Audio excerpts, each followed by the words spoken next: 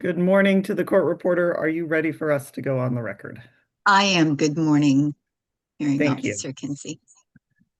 Then I will start with our usual introductions. Good morning. It is June 25th, 2026. I'm Nicole Kinsey, presiding hearing officer for the Administrative Hearings Office of the State Water Resources Control Board. This is the hearing on the pending petitions for change of water right permits 16478, 16479, 16481, and 16482 of the Department of Water Resources for the proposed Delta Conveyance project. I am conducting this hearing in accordance with the July 31st, 2024 Notice of Public Hearing and subsequent amendments.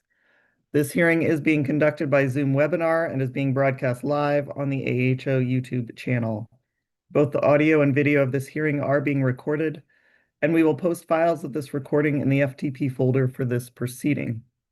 The YouTube recording will also be available on the AHO YouTube webpage. Ms. Mullen is here today and will be handling the screen sharing. If you are a witness, you may address Ms. Mullen directly to advance to your next slide. If you have a presentation and cross-examiners, may ask Ms. Mullen directly to bring up particular exhibits. We will take breaks. We will take a lunch. We will have a hard stop at 5 p.m. In terms of procedural items, I have a couple on my list. One is to try and confirm if we have responses, the proposed August 31st and September 3rd dates to add to our surrebuttal dates so that we have 5. We need to discuss the timing or how to handle procedurally Ms. Desjardins' testimony. And then we had also discussed process for setting up deadlines for closing briefs so that these are all out so that you have some schedule and expectations for your fall. There may be other items that you can bring to my attention. But let's go ahead and get started. I see Ms. Worth is here. Thank you for being here. Let's please elevate Ms. Worth.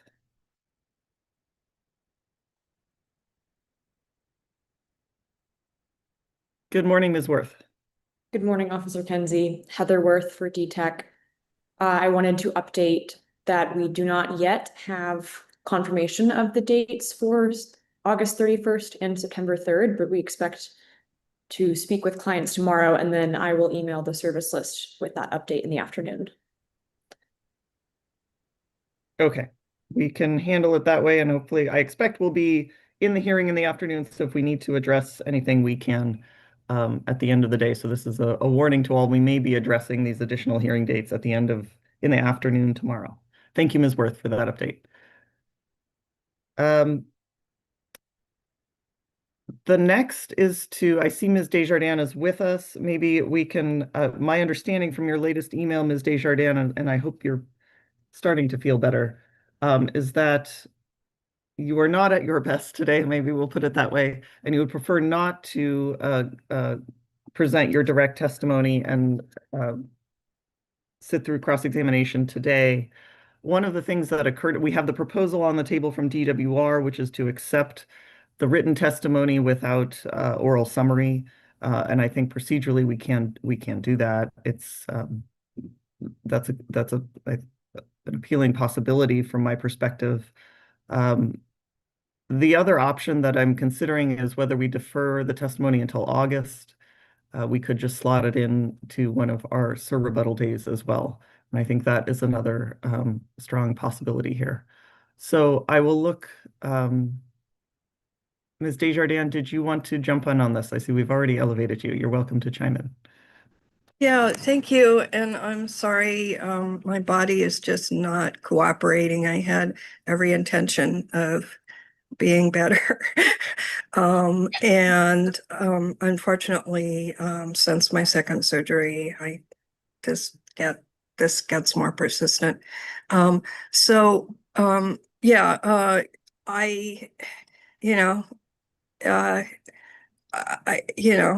I'm the sort of person, I did take my laptop to the hospital for my second surgery because I'm that dedicated, and I would testify today and tomorrow if I had to. But I think doing surrebuttal might be appropriate. They're actually I a lot of my testimony is entirely responsive to the climate adjusted hydrology that Andrew Schwartz presented on rebuttal. There wasn't going to be an opportunity to do Sir rebuttal. So if I had Sir rebuttal, I could just withdraw and resubmit. Well, I think and the procedural, the way we do it was we would just postpone the presentation of your rebuttal testimony until August, and it would be just at the same time. So there would be no need to do anything, I think, procedurally to change that. But I think unless you have something else you'd like to add, I would like to hear from DWR on this concept. I wonder if that would be after DWR's Sir rebuttal testimony. So they would have the written draft testimony, but I guess it's not unlike the protestants with DWR's rebuttal testimony, staggered rebuttal. Yes, I mean we've in other proceedings we've had simultaneous submission of written testimony and but let's see.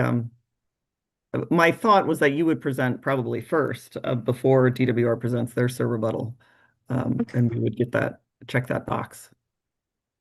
But let's go ahead. If we can please elevate Ms. Morris.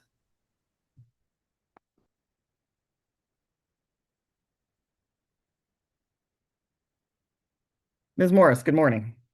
Good morning, Stephanie Morris for DWR. So I think my concern, well, I understand your proposal, Hearing Officer Kinsey, would be that the testimony that's already been submitted would be the direct presentation of that would be during a Sir rebuttal day, and then the cross-examination would occur, not a new testimony. Correct. Okay. Yes. And my concern with that is that if things are raised that are maybe outside the testimony, which occasionally does happen and it's allowed, then DWR would not have had that information in their Sir rebuttal that would be submitted on July 24th. Understood. So here's my consider this is that I realized there would be a need for a greater commitment from me, which I will commit to police the, if you will, the oral summary of testimony to be within the bounds of the written testimony. I think, Ms. Desjardins, you understand that the written testimony is the outer bounds of what can be discussed in direct. All the direct testimony has to be submitted in writing, and you are able to orally summarize that. And I realize your testimony is technical, so the summary can in some cases is quite helpful. But we could have what I would envision is a more proactive presentation of direct testimony where you would object if we stray outside the bounds, and I would rule on those, and we would keep it well within the written testimony so that there are no surprises for DWR.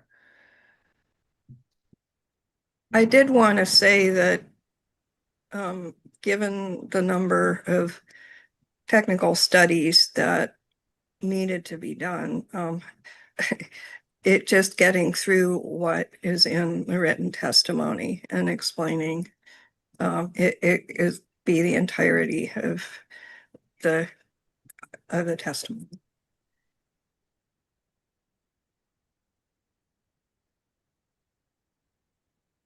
Do you need a moment to think, Ms. Morris? And I do. Mr. Reese has a hand. Yeah, no, I'm struggling. Let me think for a second, and I'll pop back on. Sure, that sounds fine. Mr. Reese, if we can please elevate Mr. Reese. Mr. Reese, good morning. I don't know if you have a comment on this issue or one of our related procedural issues, but you're welcome to chime in.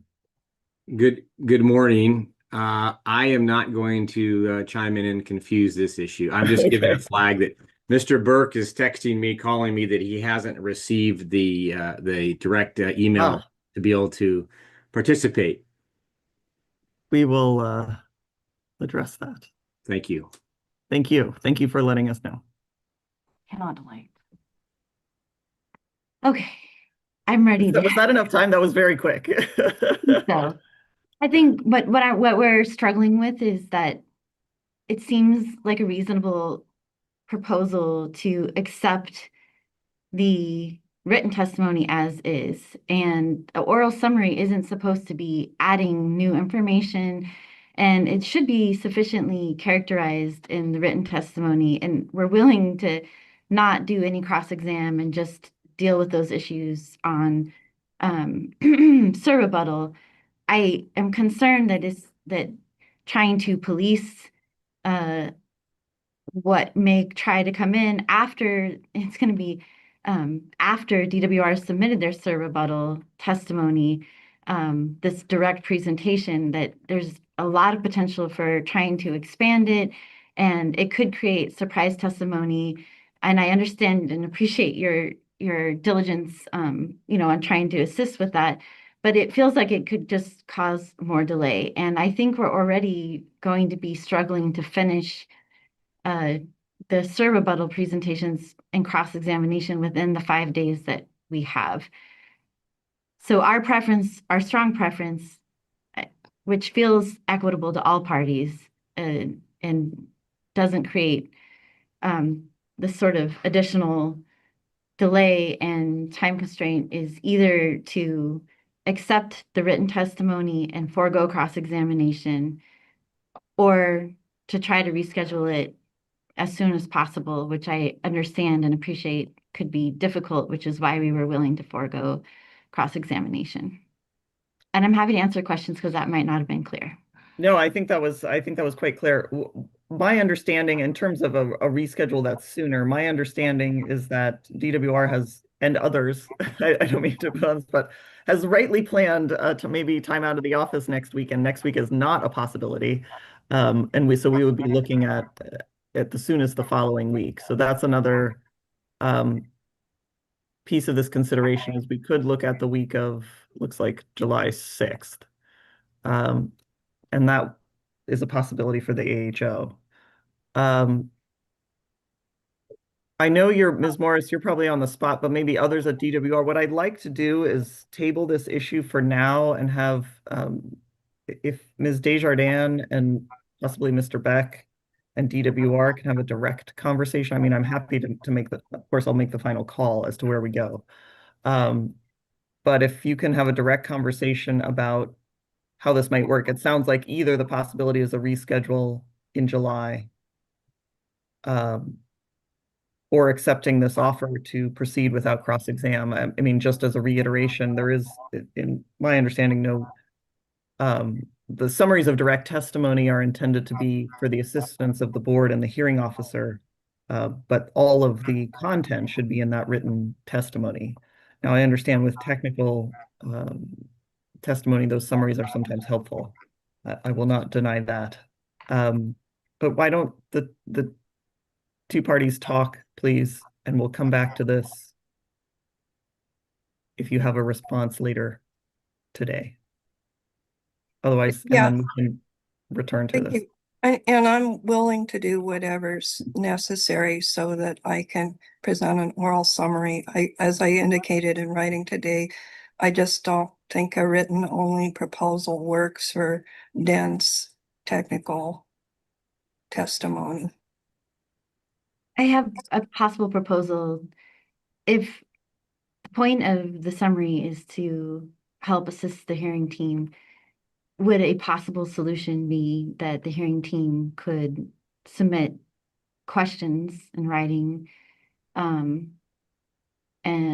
for any clarifications or summaries of that they need to understand the information, and Ms. Desjardins could submit that back in writing, by the second week of July, which would then give DWR at least some time to incorporate any of those additional informations into the Sir rebuttal. I don't know that I have, I mean, thank you for brainstorming. I don't know that we're even at the point where we have specific questions. I mean, it's pretty, I mean, you have done an amazing job of being able to cross-examine all this dense information about climate. But I'm not sure we're to the point of having that specificity of questions. I did want to say, so this is material no other protestant has done, and that's why it's unfamiliar to the hearing team. And it is about key drivers of runoff in the 5 key reservoir basins that DWR claimed that runoff efficiency had not changed. And they aren't necessarily technical. They do address a critical information gap, and I think it's critical to the hearing record. I wouldn't be here today, given the abdominal pain I'm having, if I didn't feel that it's a critical information gap. And I don't want to be deprived of the opportunity to walk through the points. So based on that, hearing officer Kinsey, I don't really see that there is any need to sort of meet and confer. What I would ask then is, are you available on July 8th? DWR can make themselves available on July 8th for this. Good. Ms. Desjardins, are you available? I July would 8th? have to check with Harrison Beck to see if he's available now. Okay, I can do that and get back to you. and email us or get back to us Yeah, on the hearing. yeah. Thank you. I appreciate, here's Mr. Beck. If we can please elevate Mr. Beck.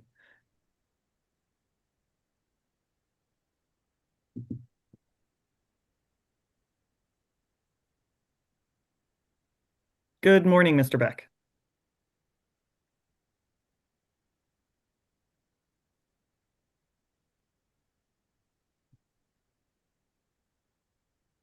I am potentially available that day. I have I have a I may have a fairly urgent litigation filing later that week that might be taking up a lot of my time at that moment. But if we do it in the morning, it should be fine. Okay, AM preference. I also have an AM preference, so that works. If we do first thing in the morning, that I can make that work. Thank you.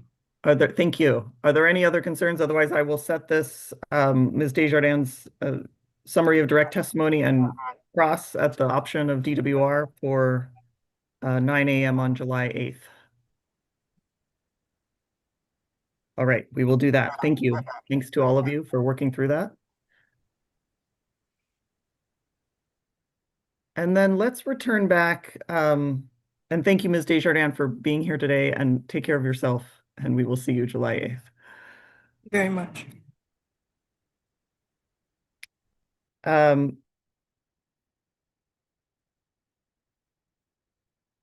Busher isn't here, which is fine. I don't expect him to be here all the time, and there may be others, but I think on the table for your consideration, and we can confirm this tomorrow morning, is having the parties meet and confer about a closing brief schedule, subject to the caveat that I think Ms. Meserve raised, that if there is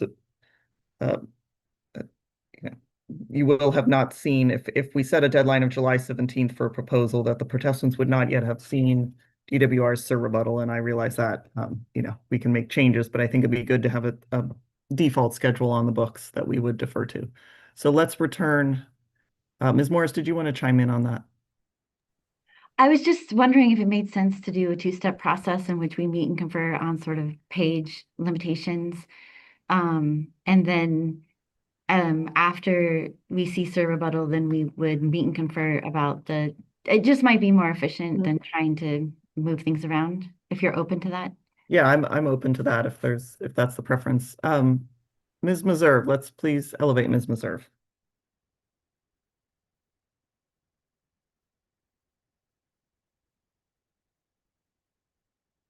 Good morning, Ms. Meserve.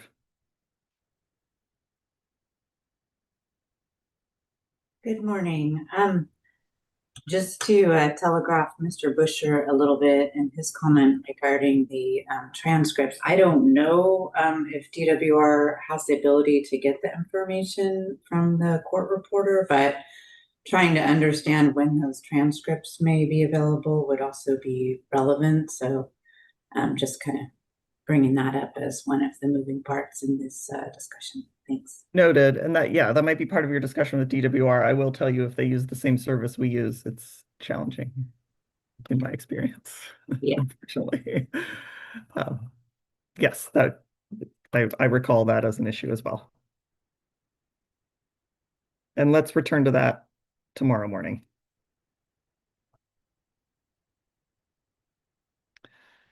All right. Anything else before we get started with our programming today, which I believe is Mr. Burke and Mr. Wilson? Oh, we need to make sure, yes, Mr. Burke is here. Good. We solved that problem. Is there anyone else who needs to be elevated before we get started? Other than Mr. Burke, can we please elevate Mr. Burke? And Mr.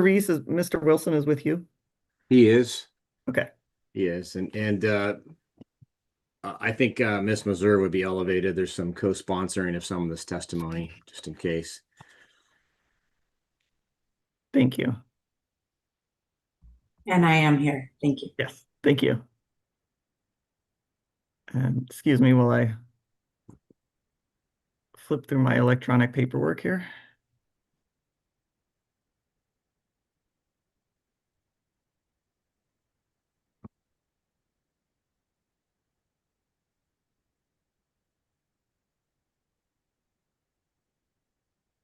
All right. Then with that, Mr. Burke, you have been with us already on rebuttal here, but do you recall previously taking the oath with respect to your testimony in this proceeding? Yes, I do. Thank you. And then, Mr. Reese, I don't know the best way to turn to Mr. Wilson. It's just Yeah, my the fancy controls. camera here. It should work. Mr. Wilson, do you recall previously taking the oath with respect to your testimony in this hearing? Yes, I do. Thank you. Then with that, I will turn things over to you, Mr. Reese. Okay, good morning. Thank you. Dean Reese on behalf of the STWA parties this morning for our rebuttal case. Just as a little preview, I think combined, it's about an hour combined after both of their presentations. So we'll hopefully kind of try to stick to that. So we're ready to start with Mr. Burke. Good morning, Mr. Burke. Good morning, Mr. Reese. And I know you've previously testified in this proceeding, correct? I have. Okay. And is SDWA 100R a copy, a true and correct copy of your rebuttal testimony in this matter? Yes, it is. And for the purposes of clarification, the R is for rebuttal, not for revised testimony, right? That's correct. And I'll take any blame for any confusion that causes anybody else, but that's how we've done it. Mr. Burke, in STWA 103R, is that a true and correct copy of your PowerPoint summary of your rebuttal testimony in this matter? Yes, it is. And you also relied on STWA 102R as part of your rebuttal testimony? That's correct. Okay. And then as far as your other rebuttal exhibits from 104R through 111R, that was part of your previous groundwater rebuttal testimony and not part of your testimony today, correct? That's correct. That was related to the groundwater testimony. Okay. And Mr. Burke, do you have any substantive changes to your testimony that you need to indicate before we begin? There are several typographical and punctuation errors that I've corrected in the document, but only one substantive change that I think that should be noted. And that's on page 4, line 2 of my rebuttal testimony. There is an error in the date that I put into that line. Okay, so where it says on page 4, line 8, where the date is 2000, I'm sorry, on page 4, line 2, where the date is 2024, what should that date be? That should be 2043. Okay, and that's the only substantive change? That's correct. And as far as any annoying little typographical errors, if we want to clean those up, I'll submit an errata. Okay? Okay. Right. Mr. Burke, can you please summarize your testimony at this time? Yes, thank you. Good morning, hearing officer Kenzie and board members. My name's Tom Burke, and I have been requested by the SDWA parties to review the testimony and rebuttal of Mr. Singh. To that end, I prepared my rebuttal testimony, SDWA-100R, and I appreciate this opportunity to summarize my testimony. And the testimony was focused primarily, as I mentioned, on the a rebuttal testimony and primary testimony of Dr. Singh. I'm reviewing Mr. Singh's testimony. I was concerned that he has misinterpreted my testimony as I presented in my case in chief. His misinterpretation demonstrates a lack of understanding of the data and the analysis that I presented in my case in chief. My rebuttal to Mr. Singh's testimony focuses on 6 main topics. Could we go to the next slide, please? Or actually, could we bring up SDWA 1B? Thank you. And could we go to slide 2? Thank you. The first item of concern regards Mr. Singh's testimony that refers to the sections of my testimony as being irrelevant to the DCP, and that is not correct. The main premise of my testimony is that the DCP would have an adverse impact on the South Delta. Those impacts are significant because they are affecting areas of the Delta that are already in a degraded state. To that end, I presented material in my testimony to show that the existing conditions, not the DCP, but the existing operating conditions of the State Water Project and Central Valley projects are impacting the South Delta. I then went on to present material to show that even with these North Delta diversions, there will be periods when the exports from the South Delta will increase above the baseline condition, and that will result in an increase in additional impacts to those already being experienced in the South Delta. My second concern that I have with Mr. Singh's testimony that I would like to rebut is with what he calls his appropriate use of model results. He rejects the process of comparing one model run directly to another model run by evaluating how they compare time step by time step. He claims that only through a statistical averaging or through frequency distributions can model results be properly compared. In my professional opinion, that is completely wrong. I've used many different hydraulic models over the years, from water quality models to flood control models, dam break models, and different types of analyses. And outside of long-term water supply planning, I have never seen anyone take a statistical approach to comparing the impact from 2 model scenarios. The third element of Mr. Singh's testimony that I would like to rebut is his criticism of my use of a 15-year time period to evaluate the effects of the DCP to the baseline scenario. The 15-year period is a historic period that is representative of the full 99-year period of record containing critical, below average, above average, and wet water years, thus covering the majority of the climate characteristics that would occur during the running of the project. Could we go to the next slide, please?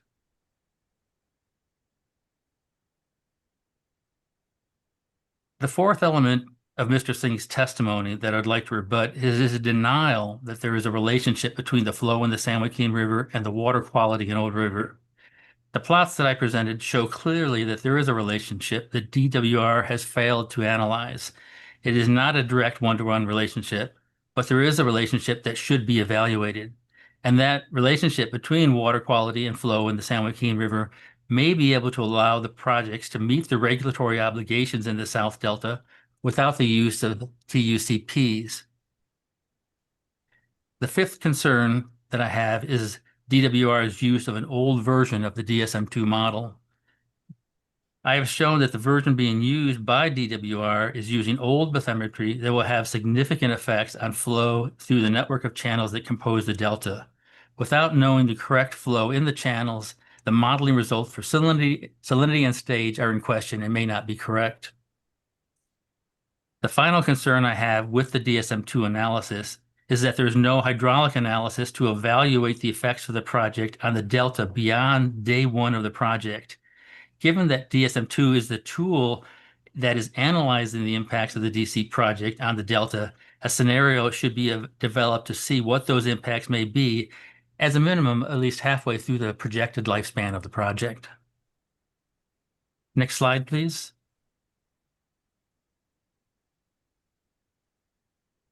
As I mentioned previously, a portion of my testimony was presented to establish the basis for why the proposed DCP is impacting the South Delta channels. I provided documentation showing that the channels are in a degraded state from the existing South Delta exports. In my opinion, any increase in those South Delta exports from the DCP will worsen that degraded condition. Mr. Singh testified that the information that I presented on the existing condition was irrelevant to the analysis of the project, and that is not correct. I disagree that it's irrelevant because it's important to show that given the existing condition of the channels, any increase in South Delta exports would be an additional impact aggravating the existing degraded condition. The existing channels, as I mentioned, are in a degraded condition with respect to both water level and salinity. The plots that I have shown in SDWA 1B, comparing with and without project operations, are not presented to show the impact of the DCP, but rather to document that the existing Delta channels are already being impacted by South Delta exports. An analysis of the DSM-2 model shows consistent increases in the South Delta exports for the DCP project over the baseline condition. I plotted up a section of that output showing the change in South Delta exports as a result of DCP operations. That plot is shown in Figure 1 of SDWA 100R. This plot showing data for an area of Ore River that is already out of compliance with D1641 12% of the time, even with the new higher salinity objections for this compliance point. Could we go to the next slide, please? This is a copy of the plot that I referred to in the previous slide. It shows the monthly change in South Delta exports comparing the DCP project to the no DCP baseline condition. As can be seen in the figure, there are periods where both the South Delta exports will increase as well as decrease as a result of the DCP operations. On this figure, the left-hand axis, y-axis, is the change in salinity in microsiemens per centimeter, and the x-axis is the date. The red lines that you see over that date period show months where there are increased exports from the South Delta export locations. The gray lines are showing months where there is actually a reduction in exports from the South Delta. Unfortunately, the period of lower exports and the lower salinity that may result from that do not offset the periods of higher salinity that occur from increased exports. A diverter cannot necessarily pick and choose when he needs to divert water from the stream to irrigate his crops. So if that diversion requirement occurs during a period when exports have been increased, he's going to see a lower water level and potentially problems in diverting water from the stream and higher salinity levels based on the fact that exports have increased during that month. And those periods of higher salinity and lower stage can adversely affect crop production. Could we go to the next slide, please? This is an example of where I feel the methodology presented by DWR in analyzing impacts fails. And I think this small example is clearly showing where that fails to pick up impacts that may occur from the project.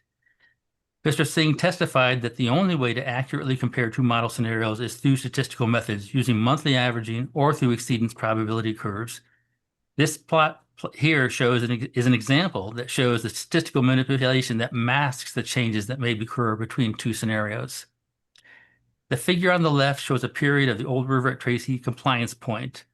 The y-axis is the change in salinity in microsiemens per centimeter, and the x-axis is the date. As you can see in the figure, there is a relatively significant increase in salinity that lasts over 75 days during this period. The figure on the right is an exceedance probability curve following the methodology developed by DWR of the same data that's shown in the plot on the left. The exceedance plot shows the exceedance probability curve for the baseline condition and the exceedance probability for the DCP condition. As can be seen in the plot, the baseline scenario and the DCP scenario basically lie on top of each other. The significant variability in the data that's shown in the figure on the left disappears with the exceedance curve. Not only the increase in salinity, but the decrease in salinity as well. Any kind of changes that occur between scenarios is by default in the methodology developed is going to be smoothed out and basically disappears. Can we go to the next slide, please?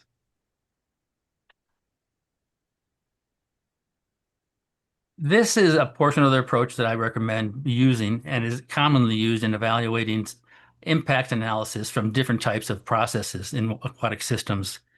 Rather than using a statistical approach to evaluate potential impacts from the DCP, A better approach to evaluating the potential impact of the DCP on the South Delta channels is to evaluate the actual change to a channel characteristic that could impact local waters. That involves identifying the duration of a change in stage or salinity or whatever parameter you're trying to evaluate, and the intensity of that change during the period when it is changing. The table that I provided here shows the first step in that procedure, which identifies the duration of change in stage for 6 locations in the South Delta. The table shows the number of events where the stage at these 6 locations was lowered due to the DCP. Column 1 shows the duration of a stage lowering event. An event is considered anything of a week or longer. So that first column, labeled as duration of stage reduction event, goes from 1, 2, 3, 4, and on. Those represents the number of weeks. So 1 would be a 1-week period when the stage was lowered below the baseline condition. 2 would be a 2-week period when the stage is lowered below the baseline condition. 3 and 4 and so on, 3 weeks or 4 weeks of a continuous duration of when the stage is lowered below the baseline condition. If you look at an example here would be how this affects Lower Old River. If you look at column 2, which is one of the green columns for Lower Old River, you can see that for a duration where the stage is lowered for 1 week continuous, it occurs 21 times over this 15-year period. For a 2-week period duration, it occurs 7 times within this 15-year period. If you look at one of the other rivers, Middle River, Upper Middle River, there are 24 periods within this 15-year duration where there are periods where the water elevation is lowered for a total of 1 week. So there's 24 1-week periods where the water level is below the baseline condition based on the DCP operation scenario. This provides the first step in finding the actual impact impacts to stage at these different locations in the Delta. The second step is to analyze the intensity of the change that occurred during each one of these duration events to determine if an impact has occurred. Could we go to the next slide, please?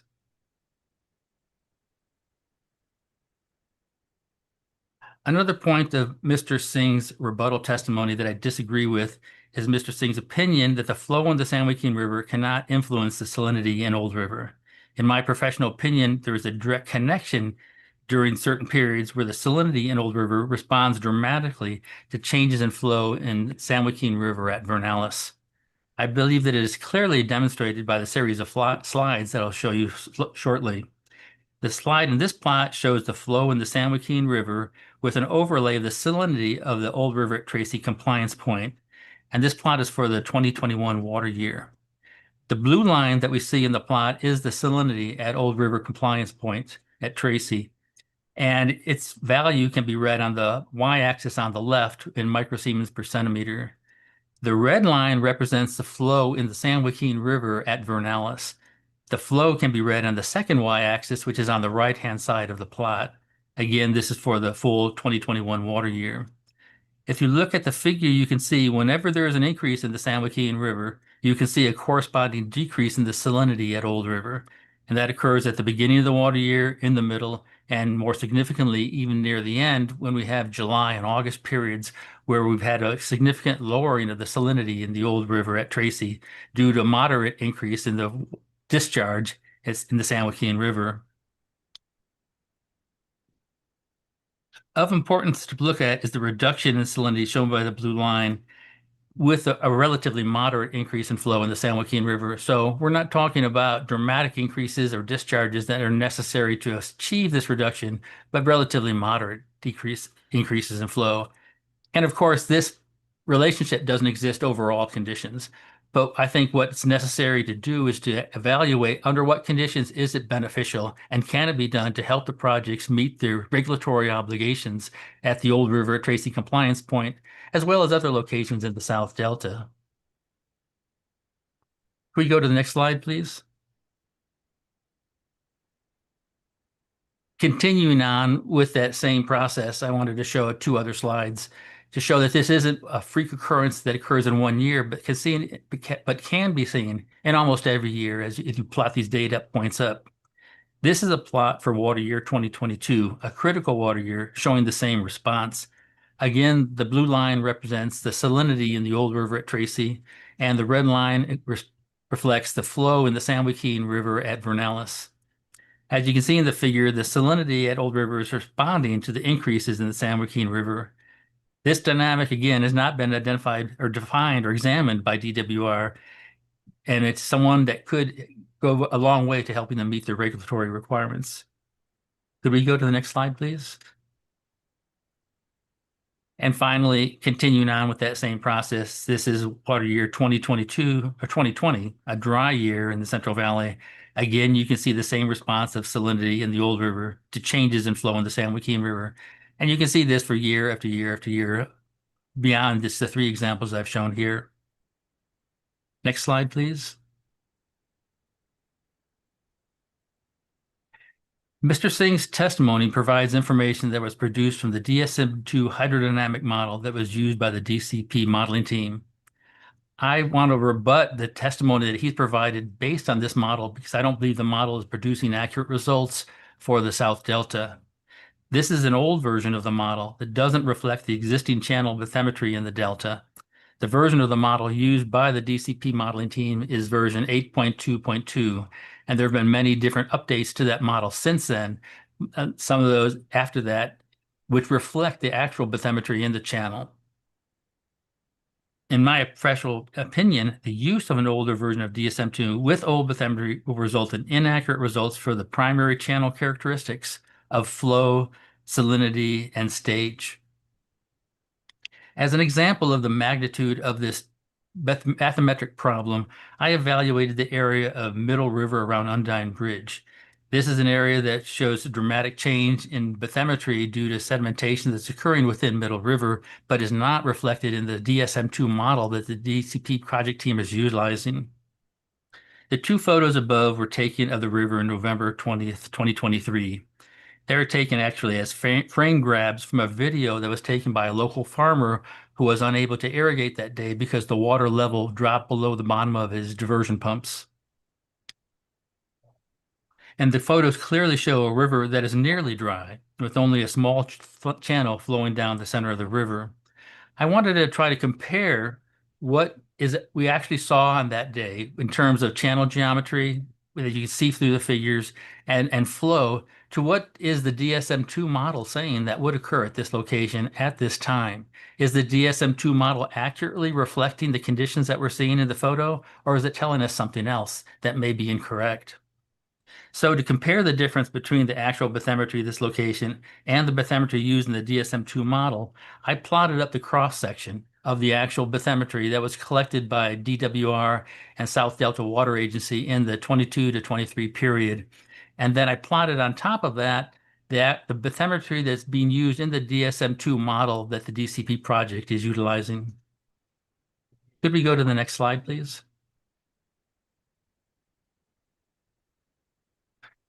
This is an aerial photograph of the Middle River near the Undine Bridge site that I'm using to evaluate the DSM-2 model characteristics for the channel. I'm sorry, could you go one slide further? I think it might be out of order. There we go, sorry. I don't think they're in the right order. This is an aerial photograph showing the area of Middle River near the Undine Road Bridge that I wanted to evaluate to compare what DSM-2 is saying that's occurring here on that date in 2023 versus what was actually observed by local residents that photographed the conditions of the channel at that time. Over this aerial photograph, I have developed contours, 1 foot elevation contours that you can see in the channel as well as some of the overbank areas. There are gray lines and they show the elevation change along the channel and the banks. The red arrows that you can see on the plot show the location and the direction of the two photographs that were taken in the previous slide.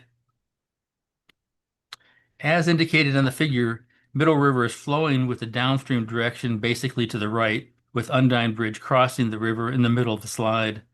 But Middle River is tidal, so the flow changes from upstream to downstream as the tide fluctuates. I developed a cross-section from the 2022 bathymetry along the blue line that you can see in the center of the figure. A cross-section is basically like taking a slice through the channel and the overbank and looking at that slice from down the center of the channel. I also plotted the cross-section that the DSM-2 model that represents this location would have for this site. Could we go to the previous slide, please?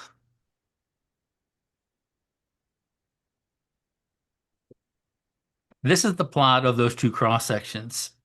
The first cross-section, shown as a thick black line, is plotted from data collected from the 2022 bathymetric survey. As you can see from the depositional hump that is in the middle of the channel, there is sedimentation occurring at this location. The second cross-section, shown as a brown line and identified on the figure, is the channel cross-section representing this section of Middle River from the DSM-2 model used in the DCP analysis. As you can see from the two plots, the bathymetry is very different. The channel cross-section from the DSM-2 model is much deeper than the existing bathymetry. The difference from the two cross-sections is likely due to a significant amount of sedimentation that is observed in Middle River, but is not reflected in the DSM-2 model. The DSM-2 cross-section itself is roughly 2.5 feet deeper than the existing channel. But the difference in depth is not really the most significant impact from this change in channel geometry. To evaluate the accuracy of the Old River version of the DSM-2 model, I compared the actual water surface elevation that was observed on November 20th, 2023 to the water surface elevation that was computed by the DSM-2 model for this same location and date. The observed depth of the water in the channel, meaning the observed depth of the water in the channel, was added to the surveyed channel bottom to estimate the water surface elevation in the existing channel. That elevation and the flow area below the water surface is shown as a dark blue fill on the plot. And you can see, again, the black line represents the existing 2022-2023 bathymetry, and the black line is, or the dark blue area is the flow area that you could see on that figure. We could back up 2 slides, I believe. I'd like to go back to the photographs that were taken that day. Yeah, this is perfect. Go one more forward. I'm sorry. I guess it was only one back. There we go. Yeah. As you can see, the depth of water in the channel is very shallow. 1 foot was estimated by observationally. It was not measured in the channel. But as you can see from these photographs, 1 foot is probably a generous depth to provide for the water flow in this channel at the time. Can we go back to the previous slide? I think one forward. Yeah, there we go. Thank you. And what I wanted to do was I took the output from the DSM-2 model for the 2023 water year, and I plotted up the water surface elevation on the date that the water surface was observed in those photographs. And that is shown as a black line on this figure. And the area below that water surface, which would be the flow area, is shown as a light blue hatch, or on the figure, there's more like a solid light blue shading.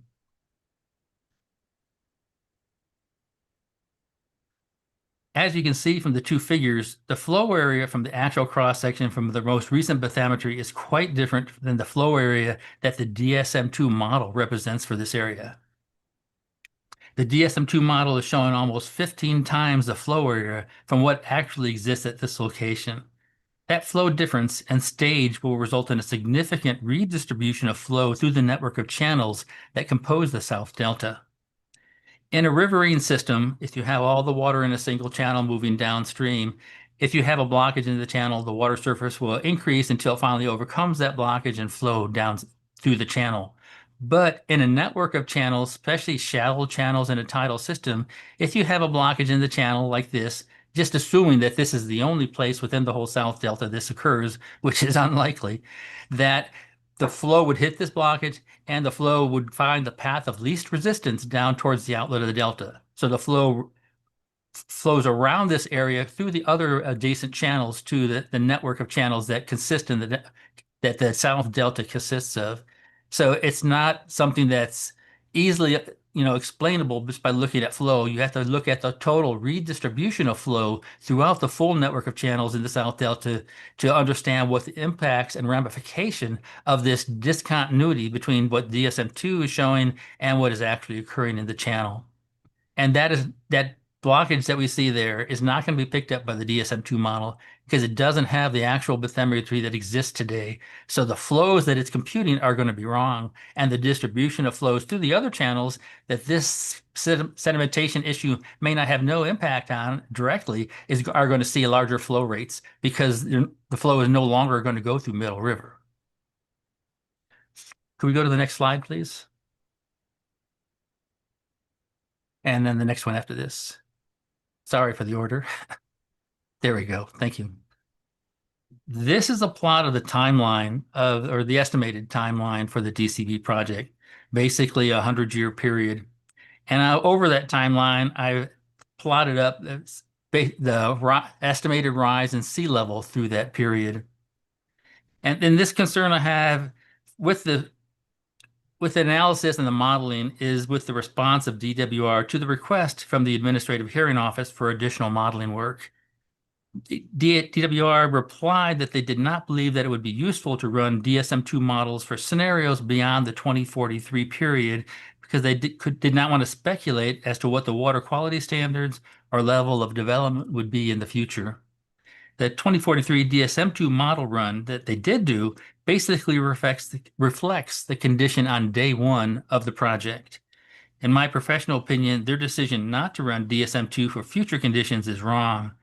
They ran the calcium-3 water supply model for future conditions, which incorporates some speculation in hydrology, water quality standards, and level of development, but didn't feel it necessary to run the DSM-2 model.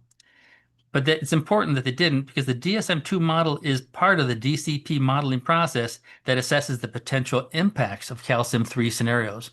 So running the calcium-3 is great for water supply modeling so you can find out what their exports could be, but it provides no information that we can reliably use on impacts to the delta. Without the DSM-2 model runs for future conditions, we have no information on what the impact could have on the delta over the next 100 years after the DCP project is constructed. Given that the projected sea level rise and other changing climatic conditions, it's negligent not to evaluate a future condition beyond the day one period. Could we go to the next slide, please? Okay. In summary, basically, I feel that the DSM-2 model runs use an old version of the model with outdated bathymetry and is no longer able to reflect the actual changes in flow within the network of channels that compose the delta. The methodology used by DWR in terms of evaluating impacts will mask the changes due to the DCP rather than identify them. Thirdly, there's a lot of potential for flow modification of the San Joaquin River at Vernalis to improve water quality in the South Delta, but it has not been evaluated by DWR to determine whether or not it can be utilized to help meet their regulatory obligations, basically set by D1641. And finally, constructing a hydraulic analysis beyond 2043 is important to understand the impact to the delta as sea level rise and climatic changes impact the operation of the DCP and the flow within the South Delta channels. Thank you. Thank you, Mr. Burke. Mr. Rees, how are we doing this? Are we doing this as a panel? Yes, we are. Excellent. If you just give me a second, I'll Sure. switch to Mr. Wilson. We are here on Mr. Wilson. The camera's on Mr. Wilson. Don't pick your nose. Nowhere to hide.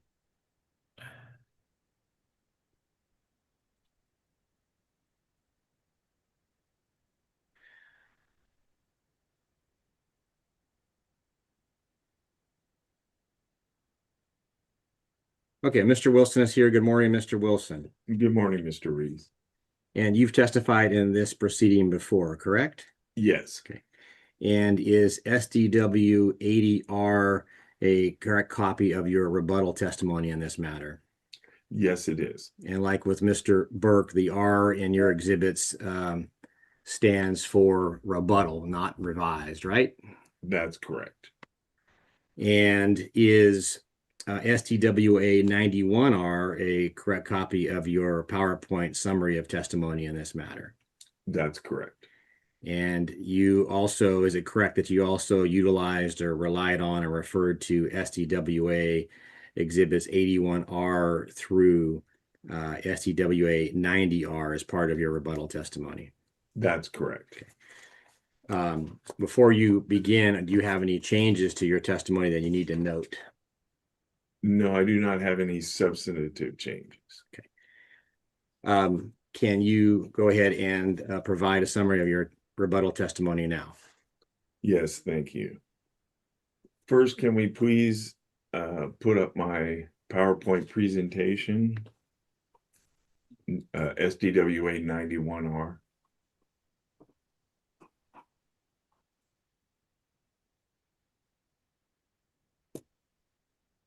Perfect. Okay. Good morning, Hearing Officer Kenzie, members of the board and staff. My name is Gregory F. Wilson, and I'm a licensed civil engineer, and I have previously testified in this matter. Next slide, please. This slide just shows a summary of my previous testimony and opinions, and I included it mainly to orient the hearing officer and everyone on my previous conclusions. So next slide, please.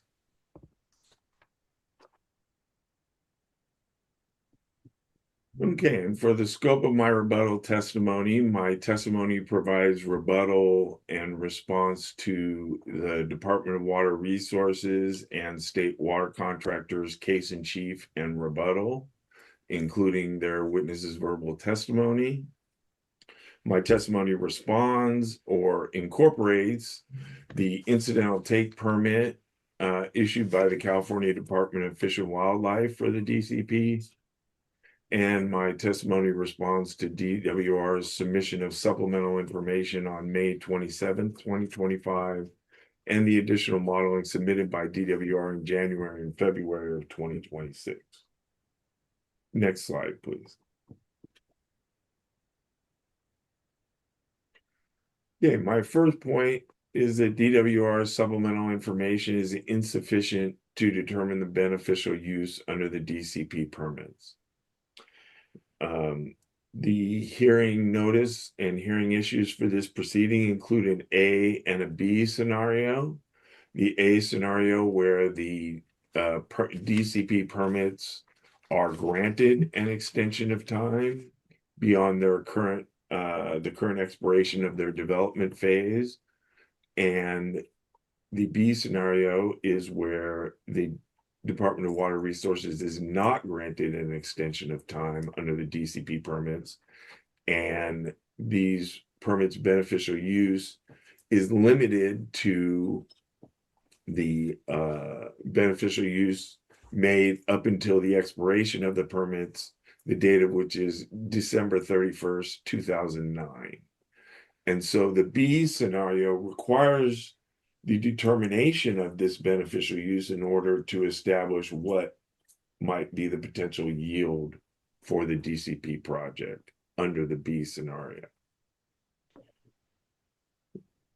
And I'd also like to note that the DCP permits required the completion of construction by the year 2000, December 31st, 2000. So my first point is that different development schedules were used for the maximum diversion to storage to Oroville and the maximum beneficial use under permits 16478 and 16479. The original development schedule for these two permits expired in the early 1990s, about, I believe, 1990. And thus, the second development schedule extends from 1991 through 2009. The evaluation or determination of the maximum use should all occur during the same development schedule. And so the maximum diversion to storage occurred according to DWR in 1979 or 78, excuse me, whereas the maximum beneficial use under permit 16478 occurred in 2007 and in 16479 occurred in 2005. And so it's my opinion that DWR should be required to select one development schedule and then use a maximum diversion to storage as well as maximum beneficial use, all occurring during that same schedule. Okay, my next point is that as I noted, construction of the SWP was required to have been completed by the year 2000, December 31st, 2000. The East Branch extension of the SWP was not constructed by 2000 and was constructed in two phases that were completed in approximately 2005 and in 2018.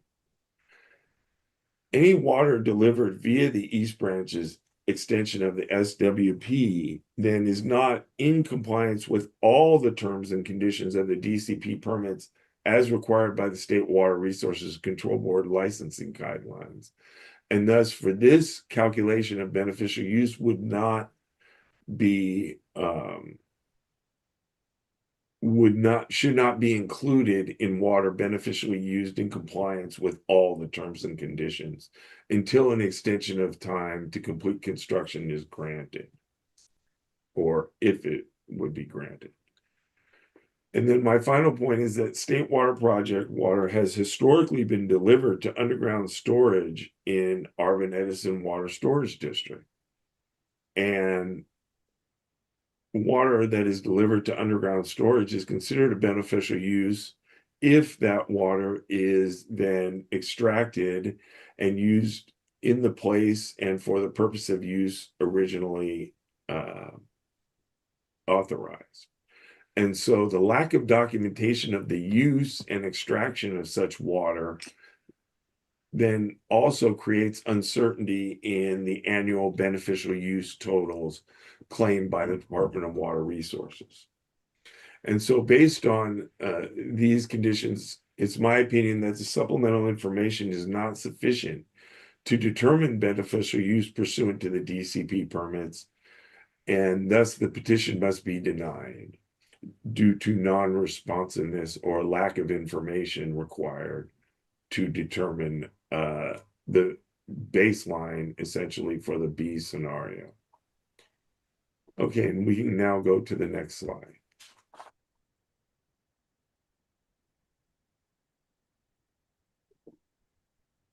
Excuse me.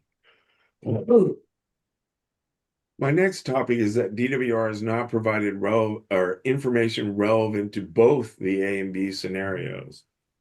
And I'll note that the B scenario involves a limiting the DCP yield based on the current permit terms that DWR must operate to for the DCP permits. Calcium 3, however, is not constrained by these estimated maximum use estimates submitted by DWR, and therefore its results only address the A scenario. The FEIR results address the A scenario exclusively, as the FEIR was prepared before the B scenario was even presented. And based on information contained in DWR-00312E, the B scenario involves a 32% reduction in DCP yield. And this is when the constraints of DWR's maximum beneficial use are applied. And so in taking a look at the information submitted for this proceeding, for example, the benefit cost analysis relies on the FEIR and only addresses the A scenario. We do not have an idea of the benefit cost of a 32% reduction in DCP yield if the B scenario were to take place. The state water contractors also submitted water supply reliability testimony that relies on the FEIR and only addresses the A scenario. And I'd also like to note that the state water contractors submitted a letter to the water board opposing the B scenario and have supported legislation currently in the California legislature identified as AB 2215, which would essentially legislatively extend the expiration date of the DCP permits. And I just wanted to make the point here that just because a party does not agree with the hearing officer's ruling doesn't mean that they don't have to abide by that ruling and provide information relevant to both scenarios contained in the hearing notice. And then finally, the percent unimpaired flow analysis that was submitted by DWR in response to the AHO does not include the post-processing that was performed in DWR 312E to account for the B scenario, and thus only addresses the A scenario. And this is significant because the B scenario may result in constraints on delta diversions that are not shown when the unimpaired flow bypasses are applied, the difference between the unimpaired flow bypass and the width DCP essential baseline would be off, because the width DCP may be off because you may not be able to divert that much because of limitations of the DCP permits. And so thus the unimpaired flow analysis does not address the B scenario. And so per the third hearing notice, and I quote, the board must be able to distinguish between the benefits and impacts from approval of the proposed changes that might occur with or without such an extension of time. Since DWR and aligned parties have not addressed the B scenario, it's my opinion the petition must be denied. Next slide.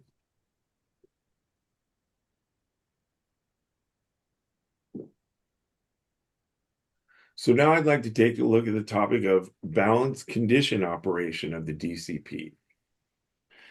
Now, DWR in DWR 331 presented conceptual excess flow condition operations of the DCP. And if you look at the numbers, it shows about 7 to 8% of the total excess outflow is diverted via the DCP, and this is during excess conditions.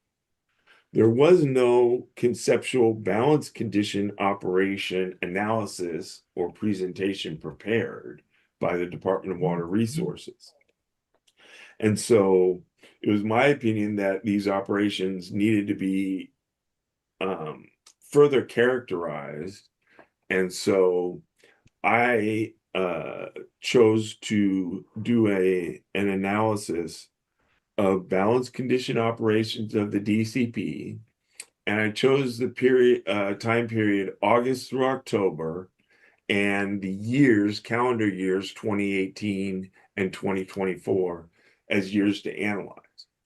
And these 2 years are years that were analyzed in DWR 331, and thus I thought it would be good to look at the same years for my analysis. They also represent an above normal and below normal water year type, and so are representative median type water years. Now, for my analysis, I use the DCP ITP conditions and DWR's proposed permit terms. And these conditions may be summarized as follows. They specifically require maintenance of the EI ratio contained in D1641. They require the bypass of Sacramento River water just downstream of the proposed intakes. That's based on a 3-day running average and is 5,000 CFS from August 1st through September 30th and 7,000 CFS from October 1st through October 31st.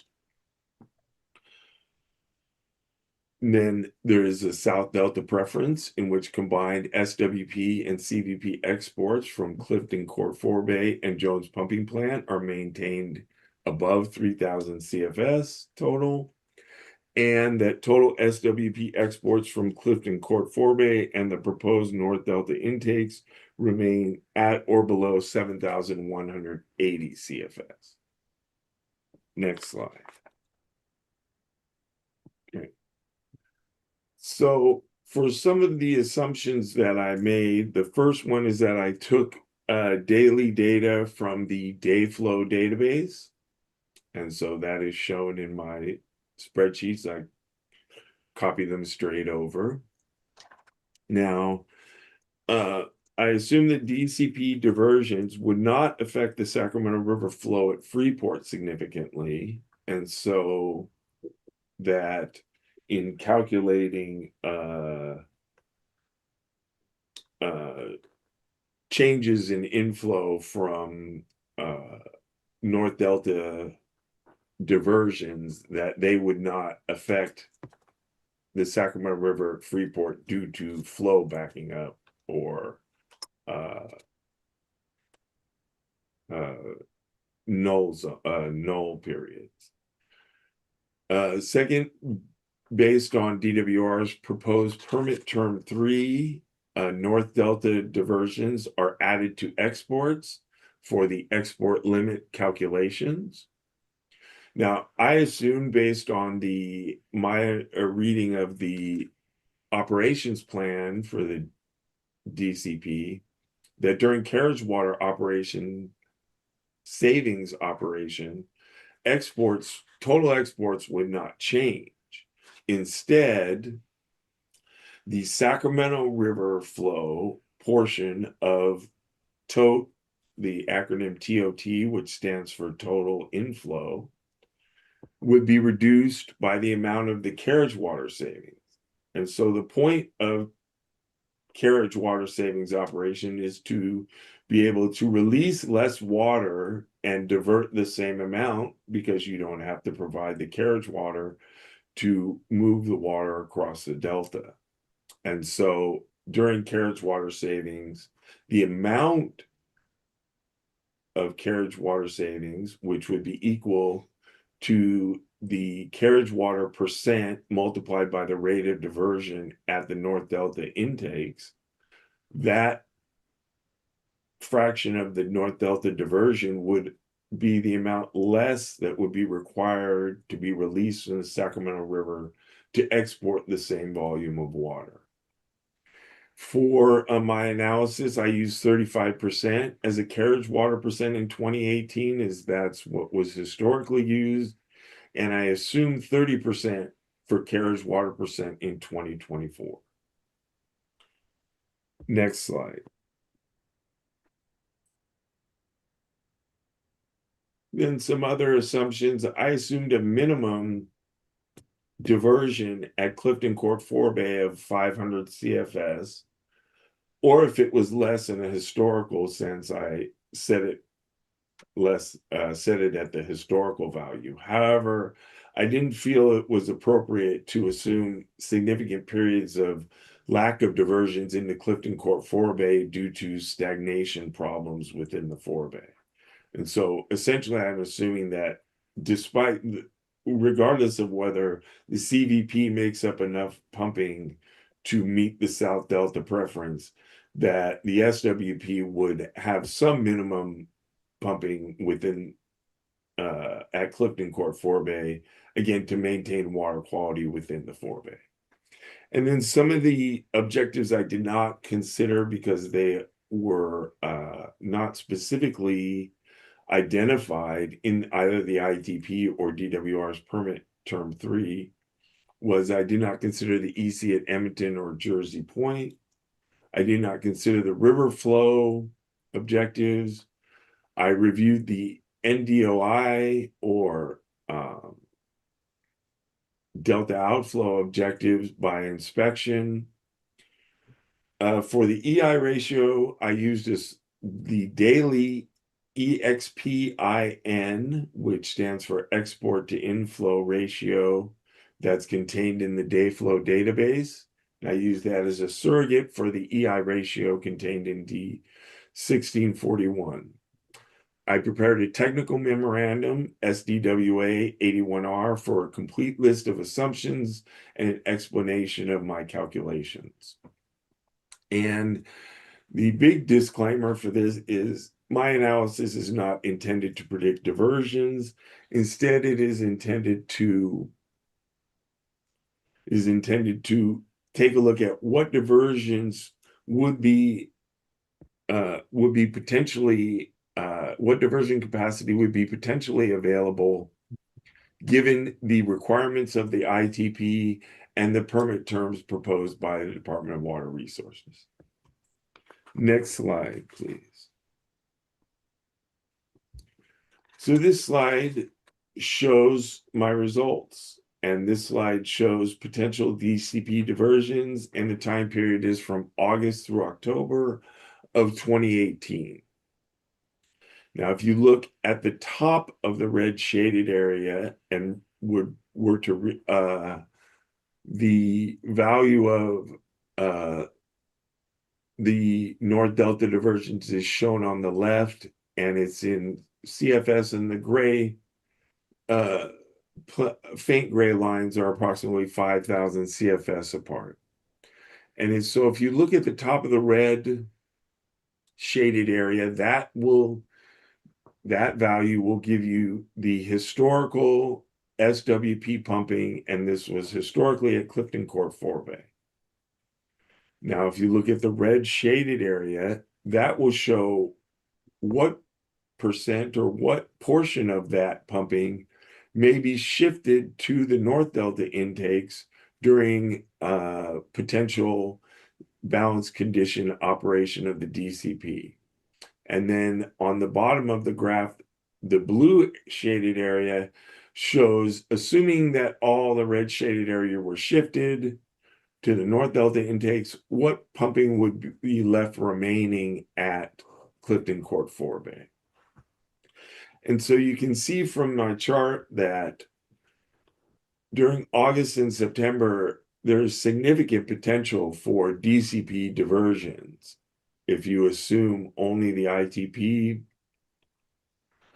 criteria and DWR's proposed permit terms, up to essentially the entire 6,000 CFS capacity of the North Delta diversion. You can see as we get into October, the blue shaded areas show that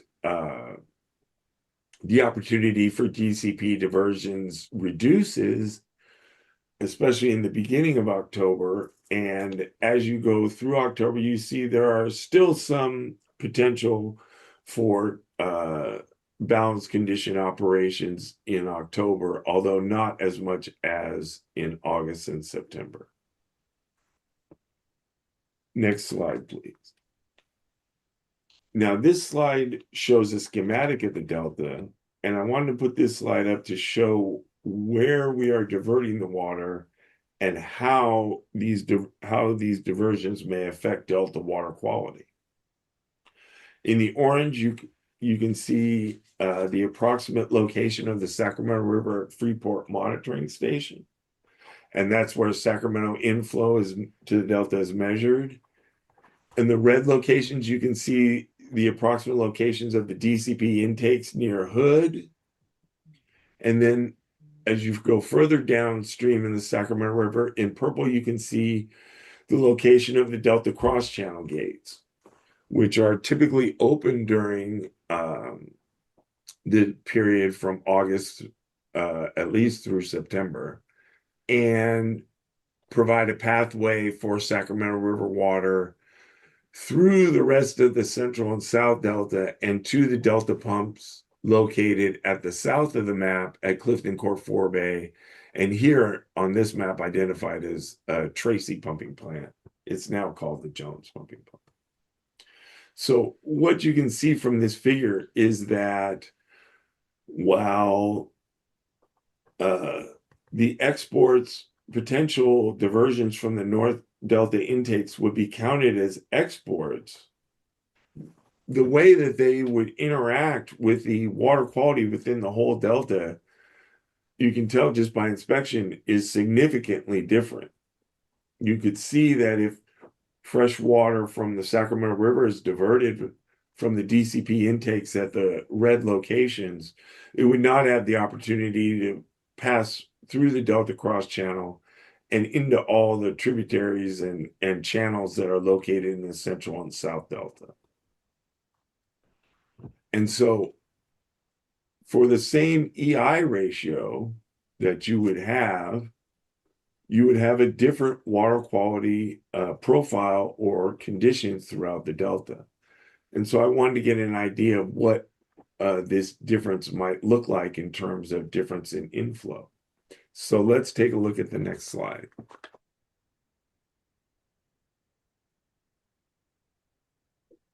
Now this slide shows what we're going to look at is the blue line shows the total historical inflow to the delta. That's taken from day flow. And you can see on the left side, that's the CFS and the light gray grid lines notate approximately 5,000 CFS intervals. Now, the red line shows the difference in total inflow minus potential DCP diversions that I showed on the previous figure. And the red line shows that approximately 1/4 of the delta inflow could be diverted from the North Delta intakes above what is most of the delta. And so you would see this reduction in what I would refer to as effective delta inflow while maintaining the same EI ratio. And so that's was the point of this chart. And you can see that throughout August and September, that's about 25% of total inflow. And it reduces in October to less, maybe about 10 to 15%, but still significant potential for a change in delta water quality. Next slide, please. This slide shows the same analysis from the year 2024, and the time period is August through October 2024. And similar to 2018, you see significant opportunity for North Delta diversions during August and September. And in this chart, you see less opportunity for diversions in October. Next slide, please. And again, here we see the difference in inflow or to the delta just below the hood intakes. And you can see that it, again, is about 1/4 of the inflow could be diverted. And so again, something that looks significant and by inspection looks like something that is a difference. And when you're evaluating a change petition, if you see something that causes, if the change petition causes a difference in water quality conditions, then you must analyze that difference to determine if that difference might be an impact. And on the opposite side, if there was no change, then you don't have a change, you don't have a difference, and so you don't have impact. And so these charts and my analysis here just shows that there needs to be looked at and analyze the potential for these significant diversions to occur during this time period. Next slide. Now, I took a look at what were the modeled average North Delta diversions for the August through October time period. And these were submitted by DWR in DWR 00133. And they're submitted in monthly averages based on water year type. And so I converted the monthly averages to monthly average CFS. And the modeled North Delta diversions, as you can see, are much lower than what I show as our potential North Delta diversions. And so thus, excuse me, I've already discussed that the relative reduction in total inflow and the potential for water quality changes throughout the Delta. But you can see that the modeled diversions are much lower than what appears to be authorized given the actual conditions in the ITP and DWR's permit term.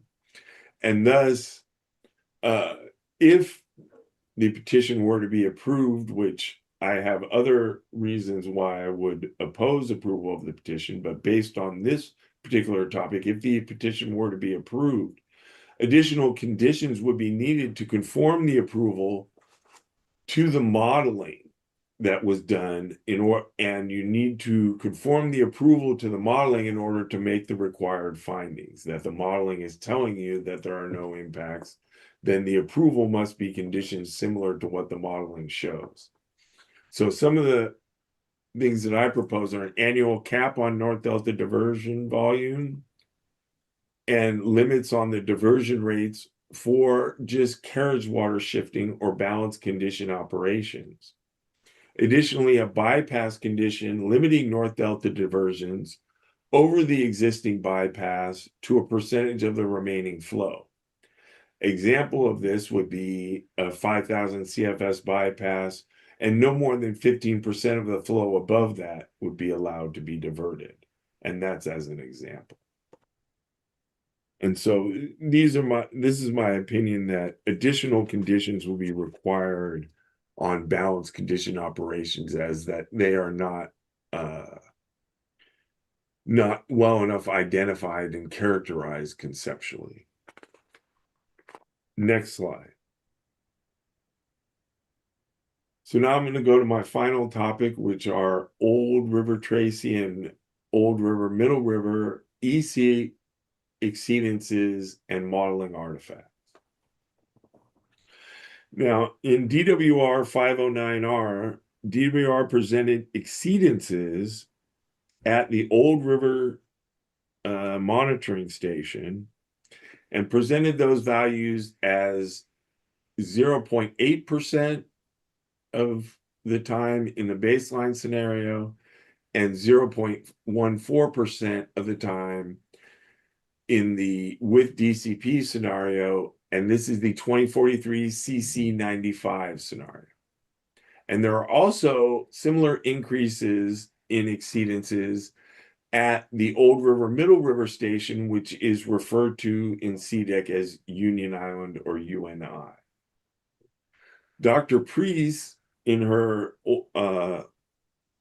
presentation of testimony, explained the 2043 CC95 increase in exceedances at Old and Union Island as modeling artifacts. Now, I'd like to point out that DWR's own guidance on interpretation of model results states that comparing model results to a specific threshold is inappropriate. Thus, if you were comparing, say, modeled daily average EC at Old River to the 1.0 EC objective, that would be a threshold. According to DWR, that's an inappropriate use of model. I'd also like to point out that the Old River objective is not easily computed from daily EC values. So if you take the mean daily EC at Old River, you have to first calculate a 30-day running average. And then once that running average exceeds the objective, the prior 30 days remain out of compliance, are then deemed to be out of compliance.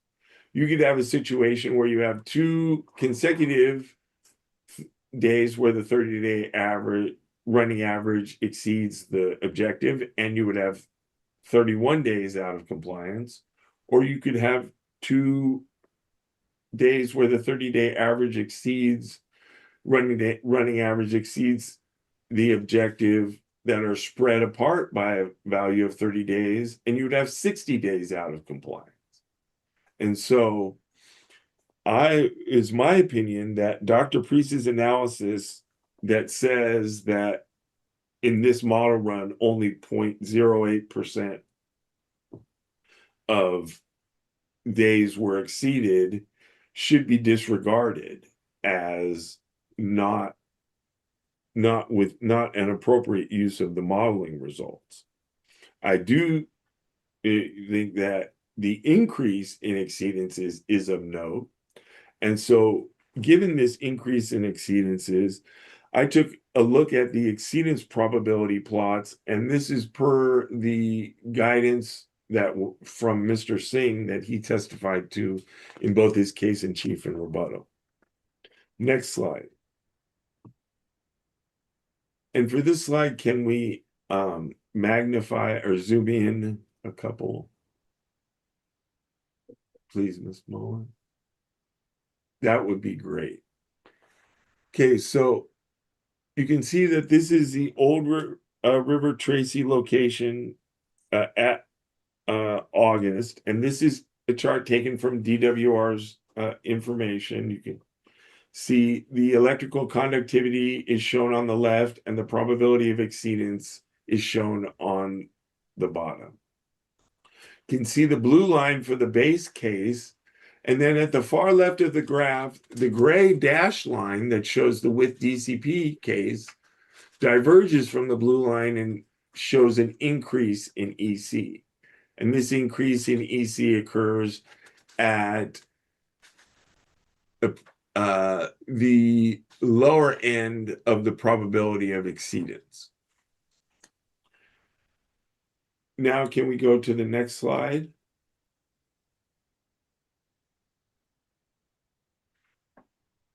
And zoom in similarly.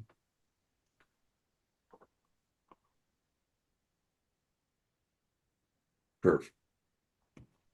And this graph again shows the EC in Old River Tracy in September.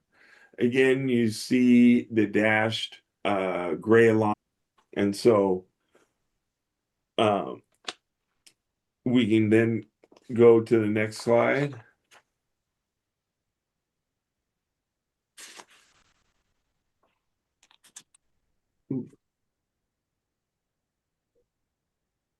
It would be one back.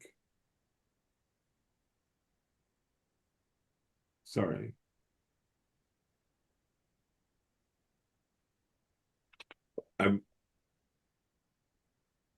Yes, and so this is Old River, Middle River for the month of August. And again, you see a similar increase at the lowest probability of exceedance. Okay, all that for just that slide. Next slide. Now we can go. So I took a look at the other compliance locations in the South Delta. There was no similar increases in EC at the Brant Bridge or Vernalis location. There was a similar increase at the Jones Pumping Plant location. And then if you go to all these South Delta locations, there is no similar increase in the 2043 CC50 scenario. And so I scratched my head a little bit and I said, well, what is the differences between the 2043 CC50 scenario and the CC95 scenario that may result in these increases? Now, based on DWR 01308, and this comes off of slide 19, In the CC50 scenario, the basin-wide precipitation actually increases slightly by plus 1.5%. However, the basin-wide precipitation in the CC95 scenario decreases slightly by negative 0.18% or negative 1.8%. As for sea level rise, the CC50 has half a foot sea level rise. The CC95 has double that to 1 foot sea level rise. And the change in the 8 river index from the CC50 is a negative 1%, whereas the CC95 is a negative 6%. So if you're looking at all these factors, whether it's basin-wide precipitation or sea level rise, as the sea level rise increases, EC throughout the delta tends to increase. As basin-wide precipitation decreases, the EC within the delta will increase. And so these are all factors that tend to indicate that the increases at Old River and Union Island that are noted as increased exceedances and then also show up on the exceedance probability plots are the result of the differences in climate scenario and not the result of modeling artifacts as claimed by DWR. And then finally, as I stated before, if you were to approve this petition, a condition to address these potential increases in EC resulting from the DCP would be additional San Joaquin River flow and using the DCP yield to provide additional flow on the San Joaquin River, as I described in my case in chief testimony, and as also described in Mr. Burke's testimony. Next slide.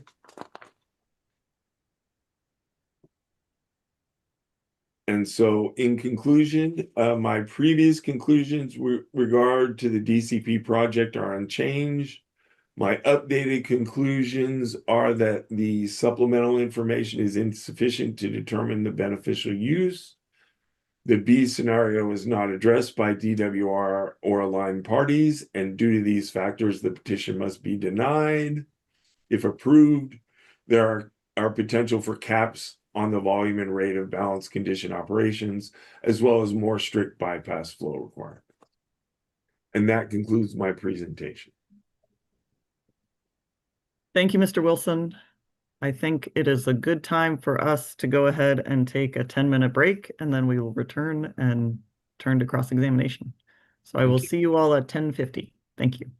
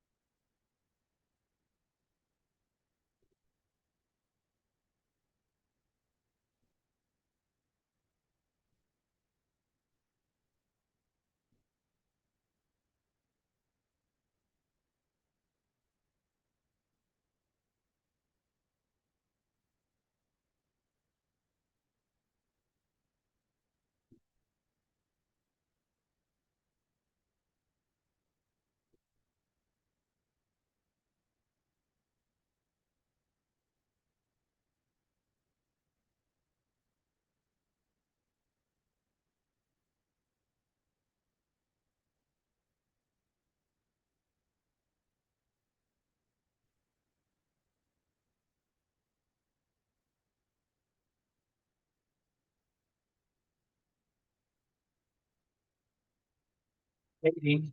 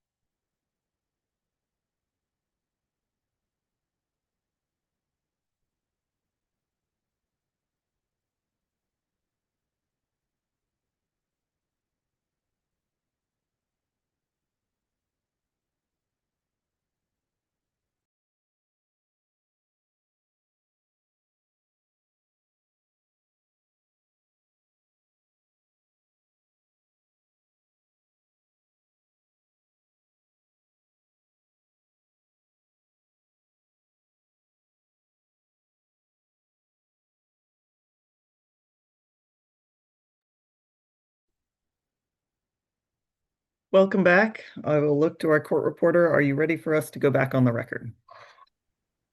I am Hearing Officer Kinsey. Thank you. And I see we have Ms. Morris. I want to make sure, Mr. Rees, I assume you're there in the room. So I am. okay. The less the Uh, cameras on me, the better. Then with that, Ms. Morris, to you. Thank you. Okay. Ms. Moen, can we pull up SDWA 103R? Mr. Burke, I want to walk through these slides on figures. What I'm trying to do is to see what was previously submitted and what might be new, and then to try to streamline this. I think this will be the easiest way, and then I'll go back and ask some more specific questions about items. So if we could go to slide number 5 first. And was this change in monthly South Delta exports presented in your testimony previously, SDWA 1B? I don't believe this was in SDWA 1B. I would have to check to be sure, but I don't think it was. Then which model runs are you using to create this? These are using the base model runs that DWR submitted that I believe were the basis of the FEIR for the DCP condition and the no DCP condition. Okay, so can we just confirm, so it's not the latest modeling that is the adjusted historic hydrology baseline and the DCP ITP. This is a previous version of no project and project from the FEIR? You would have to tell me exactly what model names that you're referring to. Well, I'm trying to ask you that. What model names are you referring to create this chart? Which runs did you use? Oh, okay. Trying to help you, but if you're going to have to tell me that information. These are the base model runs that were submitted at the beginning of the hearing from DWR for the with and without DCP conditions. So this would not include this does not include the ITP model run. I don't believe that this particular figure includes the ITP runs. Okay. And then you didn't do, assuming it is from the FEIR without baseline and then with project, it's alternative 5. That's correct. And you didn't make Definitely any alternative. changes to the modeling assumptions. It's just extracted from DWR's model run. That's correct. Okay. And then can we go to slide 6, please? And on the figure to the left, that is showing the old River at Tracy Bridge change in EC with and without DCP. Is that from your previous testimony? That's using the same models from the previous testimony. I don't know if I included that particular plot in SDWA 1B. I'd have to check to see if that was in there. And do you recall? It might have been. Okay, do you recall which modeling runs these are comparing? These would all be using the base model runs that were developed by DWR that are included in the FEIR. Okay. And that figure was included in 1B as figure 1. Okay, great. So I can assume that the questions I asked you about the modeling assumptions, the model runs, and the methodology would be included in your previous testimony, correct? That's correct. And then on the right-hand side, this is a new plot that you prepared, That's correct. but it's using the same information as shown in the left-hand side. That's correct. Okay, and I have some more questions about that. Can we go to the next slide, please? And this was not in your rebuttal testimony, this table, like some of the other figures we just discussed. Is this from the analysis that you did in SDWA 1B? That's correct. I believe it is. You believe or it is? I would have to check to see whether that table was included in 1B or whether it's in 100R. Well, it's not in 100R. I can represent that if you want to confirm. So Then it is in 1B. Okay, great. And then, so I can assume that the questions I asked you about this in the previous testimony, that the methodology and the modeling runs are the same, correct? That's correct. And then if we could go to the next slide, slide 8. Slides 8, 9, and 10 do not appear in SDWA 100R. Are these, we can go through them each, but are these from your previous testimony in SDWA 1B? They were referenced in SDWA 1B, but they were contained in SDWA 4A. Okay, and so is that true for slide 9 and 10 as well? Yeah, each of the slides that compare the salinity at Old River to the Vernalis flow was contained in 4A. And so I can assume then that the questions I asked you about the methodology, the modeling runs that you used, et cetera, from the previous time are applicable to these 3 slides. These 3 slides for the salinity at Old River and the flow at Vernalis weren't produced from DSM-2 model runs. That was taken from actual CDEC data collected in the Delta. Okay. I'm sorry, I wasn't trying to be misrepresenting. I'm just trying to understand. I did ask you a lot of questions about these, so I can assume the questions I asked you about these previously, that the methodology is consistent. There's nothing new. I don't recall the questions you asked, but nothing is new based on what was presented earlier. Okay. And then if we can go to slide 12.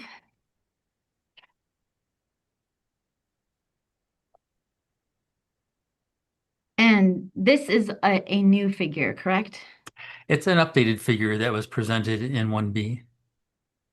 I have some questions about this that I will come back to, but about what you mean by updated. But is it a different location than the previous locations that you showed in 1B? No, it's the same location, but shifted over a little bit to better align with the photographs that were taken at this location. So it is a different location.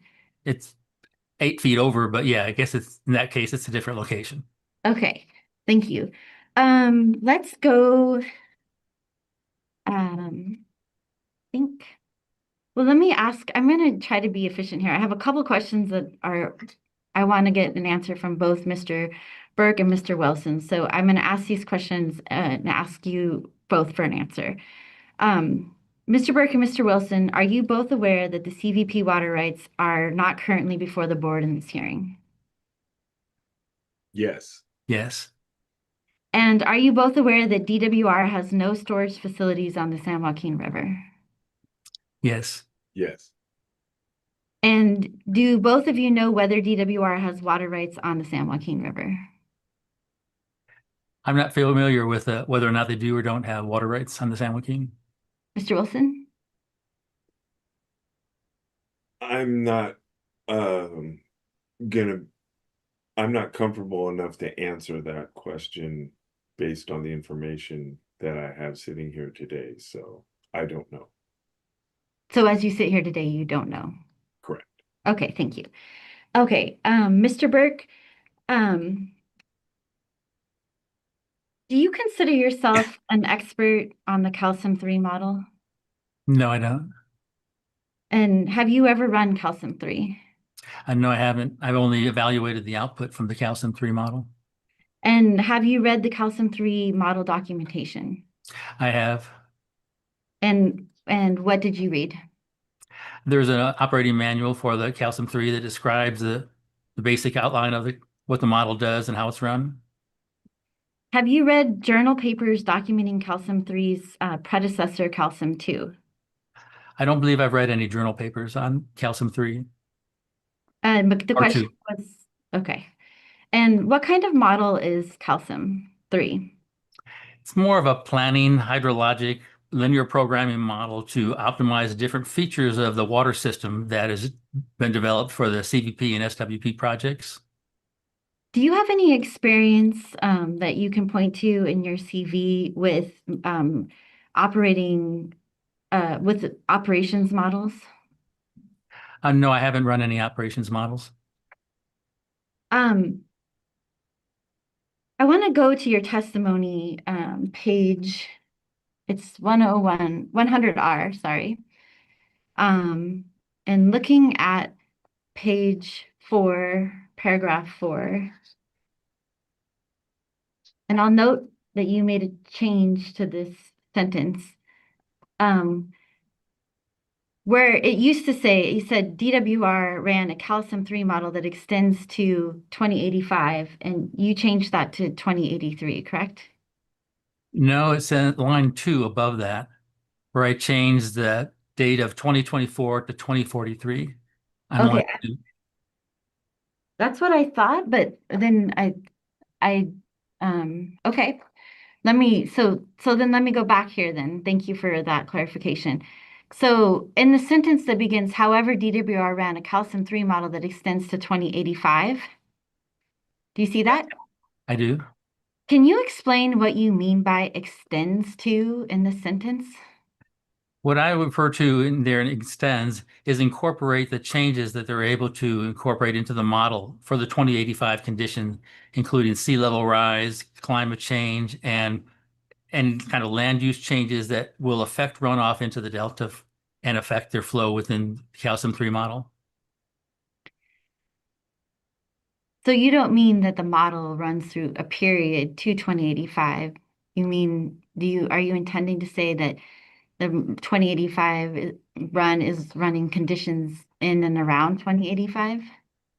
My understanding is that the calcium 3 model for the 2085 condition is running with those characteristics that would be present in at the 2085 period. And on your testimony on page 5, lines 2 to 3, do you see those lines? Which lines are you referring to?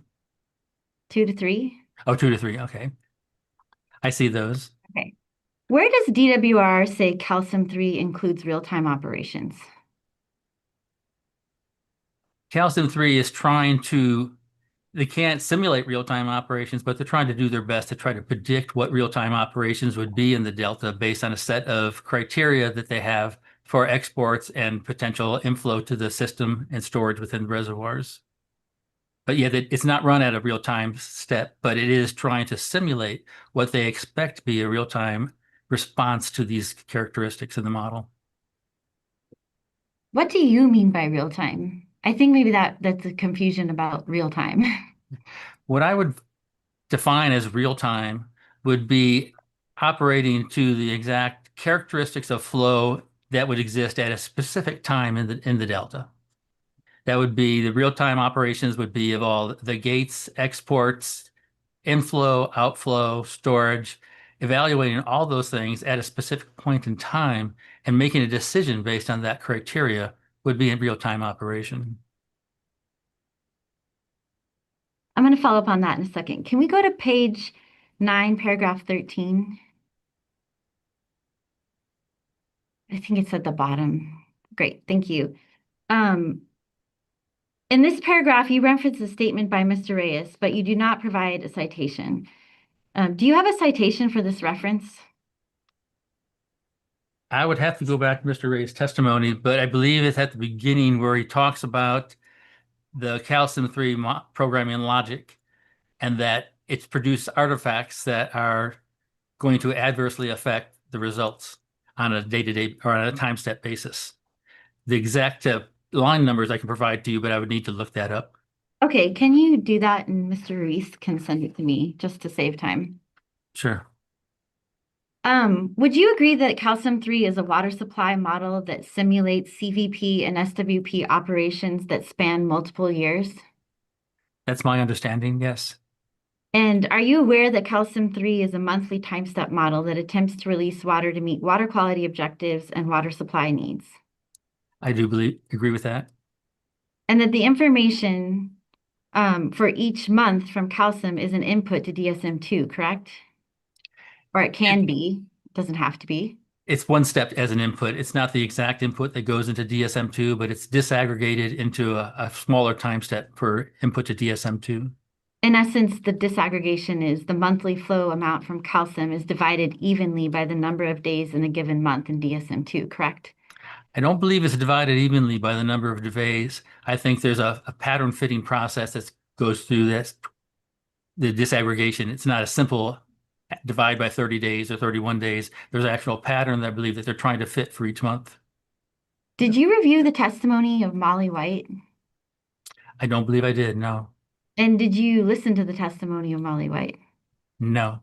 Are you aware of how Miss White, who operates the State Water Project, defines real-time operations? I'm not familiar with her definition. And we could go to PDF page 5, paragraph 6. I have some questions here. Would you agree that calcium 3 is not a flood model? I agree. Does a flood model simulation represent an individual flood event? It could represent an individual flood event or a season of high water levels and periodic flooding events. But in any event, it's not running for a 100-year span, correct? You could run a flood model for a 100-year span. Why would you run a flood model for a 100-year span? Maybe you're trying to propose a project that would but would modify the flow and stage of water in a particular aquatic system, and you want to see how it would respond over the previous 100-year hydrologic conditions.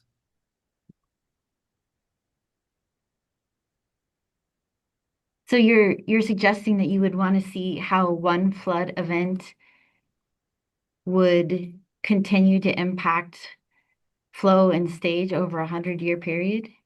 No, I think you're misunderstanding my response. Clearly.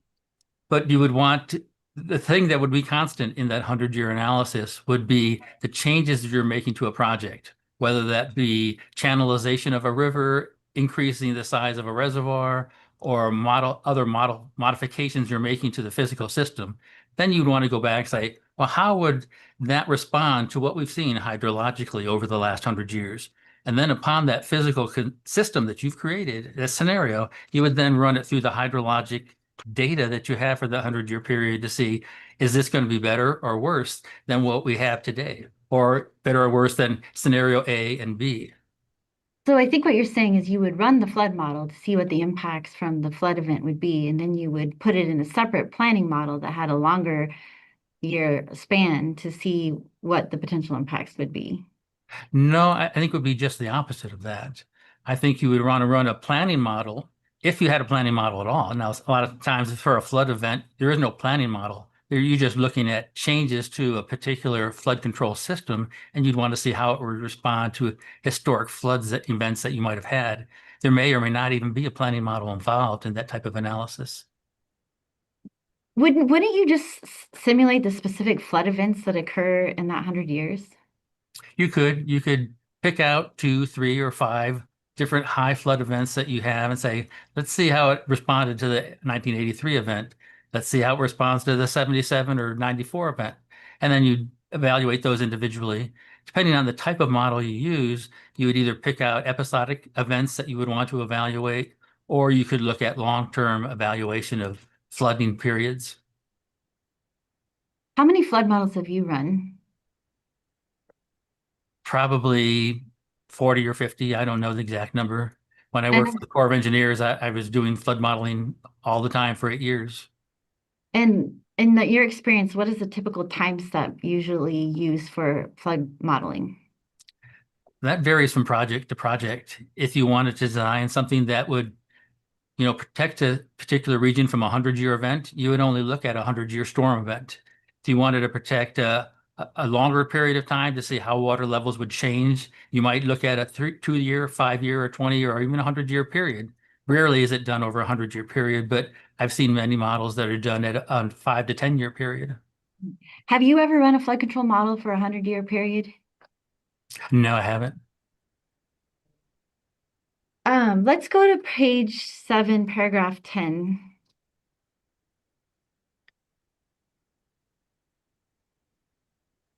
I think most of 10 is on 6, but Oh, sorry. I should be.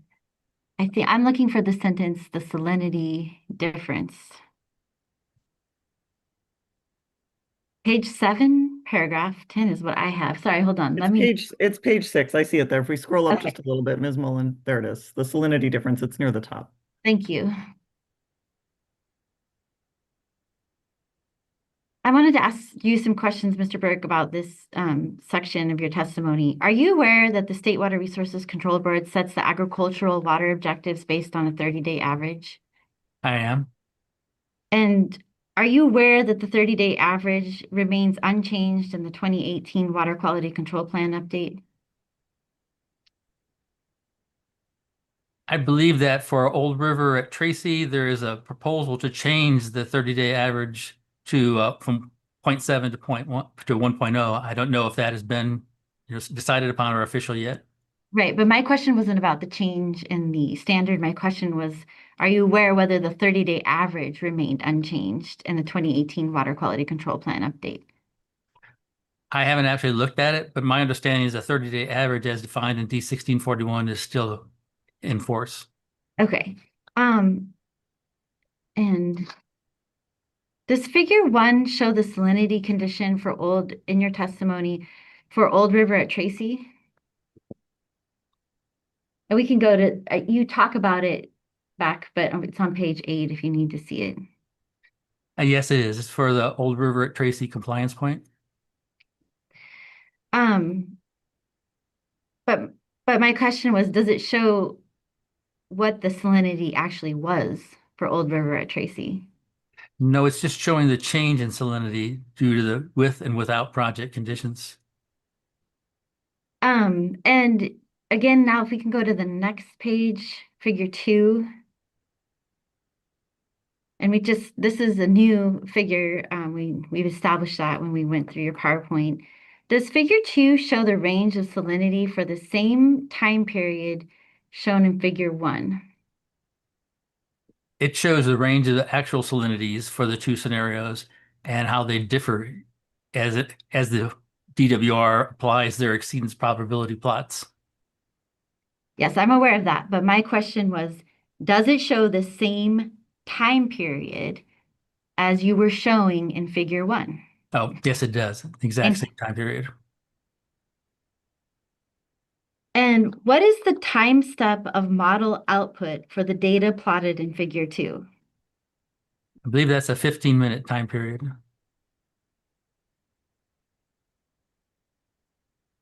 Would you agree that the increases and decreases from figure 1 are also captured in figure 2? They're in there if you want to look closely enough.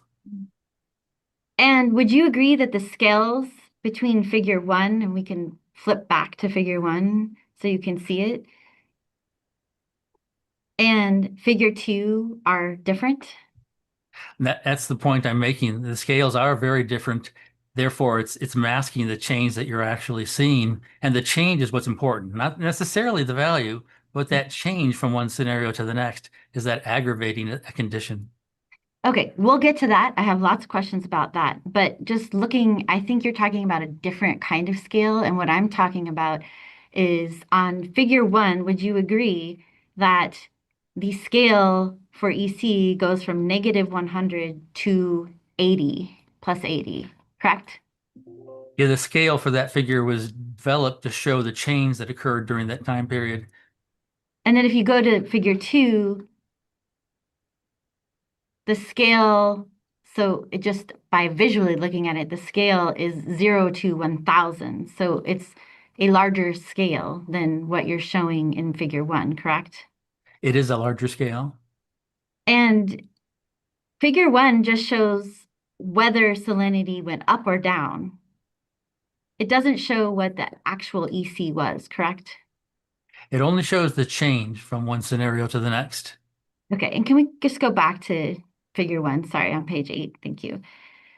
Did you look at the time period of August through September of 2016 to see what the model output for the EC was in the baseline? Yes, I did. And what was it? I don't recall the actual numbers of the thousands of numbers that are there, but I used that as a comparison with the same exact data for the with DCP project condition. But you don't show that here, correct? What is it that you're looking to see? what the EC for the baseline was versus what the EC was for the DCP project. You're only showing the differences. Yeah, because that's what we're trying to evaluate from one scenario to the next. How is one scenario changing the stage or salinity or whatever parameter you're trying to evaluate? If you don't know what the EC is, how can the information in Figure 1 be useful to see if there would be harm, as you've asserted in your testimony? Because this is just one step of a multi-step process. First, you have to find out where changes are occurring.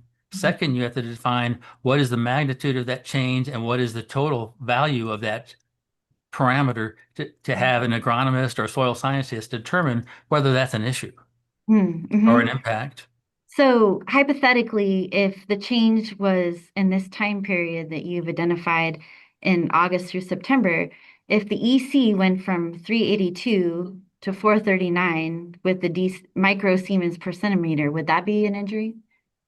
I'm not a soil scientist or an agronomist, so I couldn't say, but it's an increase in salinity for an area that already has problems with high salinity levels.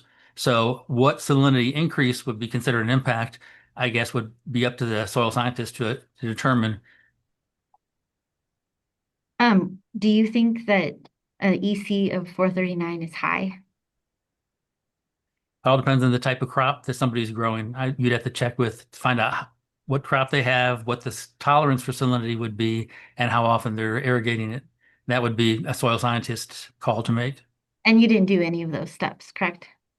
No, I'm just talking about the process more than the actual evaluation of any particular time period. And do you know what the standard that the State Water Resources Control Board has set for ag salinity is? I know it varies from location to location and time In the period. South Delta. Typically, it's about 1.0, depending on the time of year. So 1.0 would be less than 439, correct? That's correct. Or no, Um, 1.0. Yeah, that's right. It would be. Yeah, on that scale. Yeah, yeah, because 1.0, it's 1,000 really in the same scale, right? that's correct. Yeah. So I'm sorry, wait, can we clarify that? Yeah. I think you said, is 439 less than 1.0 or not? I think that's Mr. Burke, will you clarify that? When we're saying 1.0, we're really talking about 1,000 microsiemens per centimeter. Okay. Thank you. So let's go to page 7. Sorry to be flipping back and forth here. And then I think it's lines 10 through 11.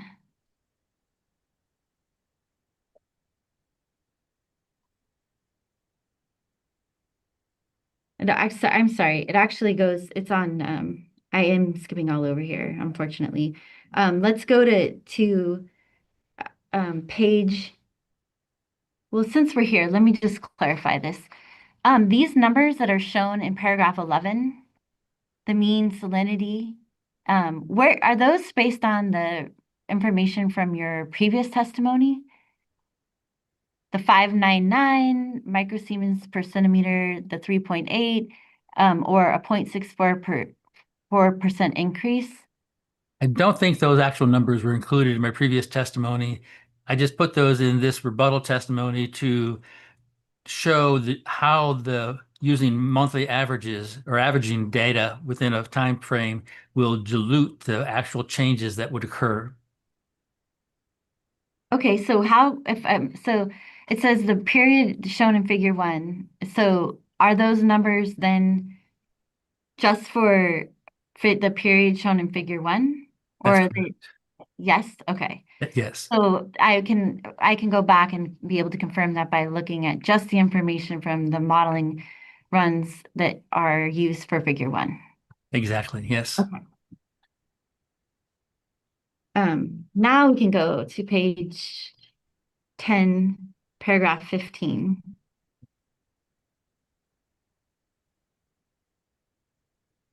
Okay. You reported based on your analysis that roughly 28% of the time, there was an increase in South Delta exports under DCP relative to the base case. Is that correct? That's correct. And what was the threshold that you used to determine an increase? Was it 0? I'm sorry, was it 1 or 10 CFS or 100 CFS? There was no threshold. Any increase over the baseline condition was included. What modeled scenarios did you use to create figure 3, which is on page 11, which is what's being discussed here on paragraph 15? This is the full DCP DSM-2 model run. Okay, that's the time period. I understand that, but what model scenarios did you use? This is the DSM-2 model with DCP project compared to the DSM-2 model without the DCP project. Okay, again, FEIR, something else. What model runs did you use These to are the these initial numbers? FEIR models that were submitted to the hearing site by DWR. So this is not taken from the model run with the historical adjusted hydrology compared to the DCP ITP? I would have to check on that to see, but I'm not sure. I can't find it anywhere in your testimony, and there's no associated report. And so I can't really check the numbers without knowing what the model runs are. Are you able to provide that information by the end of the day? Yes, we could provide that by the end of the day. Thank you. Did you calculate the number of times that the South Delta exports decreased with DCP relative to the base condition? I'm sorry, I was writing down the note to make sure I give you the models that were used. Could you repeat that question, please? Sure. And just for clarity, I'm asking for the model runs that were used to create figure 3 to come up with the 28% figure number in paragraph 15. Okay, perfect. Thank you. Great. Did you calculate the number of times that the South Delta exports decreased with DCP relative to the baseline condition? I tabulated it, but I didn't put that actual number. It would be the opposite from the 28%. So 72%. That's correct. Yes. And you claim in your testimony that the increases do not compensate for the decreases, correct? That's correct. The way agricultural irrigation practices are in the Delta, you have no choice of when you need to irrigate. Did you look at what water levels prevailed or how they changed with DCP during those positive and negative changes in exports? No, we didn't evaluate water levels during those periods, specifically for those periods anyway. And do you know the years or the time of year when the 28% increase occurred? It was spread out over all years, as you can see from the figure 3. There was no one specific year that dominated that increase.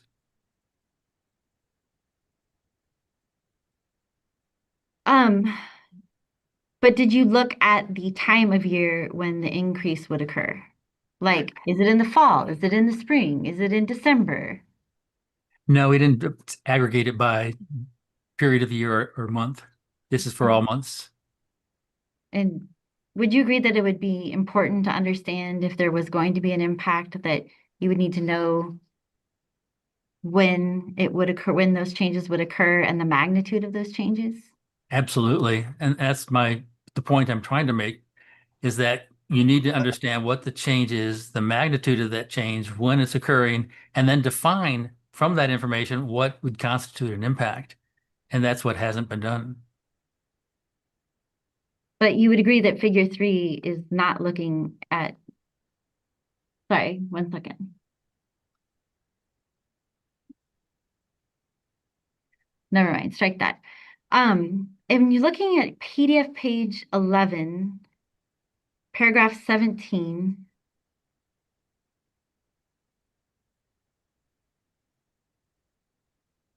Would you, and just before we move on to that, would you agree that you also did not look at the time of year or the magnitude in your analysis? You're just pointing out that you think someone should, but you didn't do that in drawing your opinions in this testimony, correct? And you're referring to paragraph 17? No, I'm referring to the 28% increase when it occurs in the magnitude. Oh, of exports from figure 3. yeah, when we computed the 28%, that was just a number of months over the full modeling period where there was an increase in South Delta exports, irregardless of what time of year it occurred. And the magnitude of potential water level change, correct? We evaluated the water level change in a different analysis, but we didn't correlate it back to when these exports were increasing. And then now on paragraph 11, I have some questions about water level changes that you're talking about here. What do you expect the change in stage would be for 1,000 CFS increase in exports? I Sorry. didn't I'm compute. sorry. Are we on page 11 or paragraph 11 or? Page 11, paragraph 17. Okay, thank you. Let me read that paragraph for a second, just to make sure that I understand what your question is. Well, it's not necessarily related to this. It's talking about water level differences. And my question, it's just orienting you about your discussion about water levels. I'm asking what you would expect the change in stage would be for 1,000 CFS increase in exports. That change in stage would differ depending on where you are throughout the Delta. The closer you get to the export location, the greater the stage change would be. So it would vary from location to location, and we haven't done that analysis.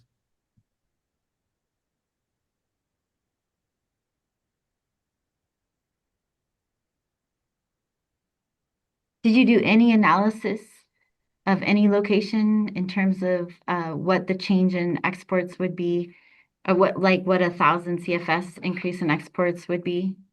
We evaluated the change in exports and its impact on flow into Tom Paine Slough, but I didn't evaluate specifically the 1,000 CFS change. We just looked at the change in exports and how it affected stage at Tom Paine Slough and how that stage subsequently affected inflow through the Tom Paine Slough control structure. So your testimony also talks about water levels at Old River at Tracy. What would you expect the change in stage to be for at Old River at Tracy for 1,000 CFS increase in exports? Again, I'd have to go back and look at the data. That wasn't calculated in part of my testimony. And as you sit here today, do you have any idea what that might be at Old River at Tracy? No, I didn't pull that relationship out for each of these different locations. Do you think that there's a proportional relationship in increase in exports to the a lower level of stage at Old River at Tracy? I do.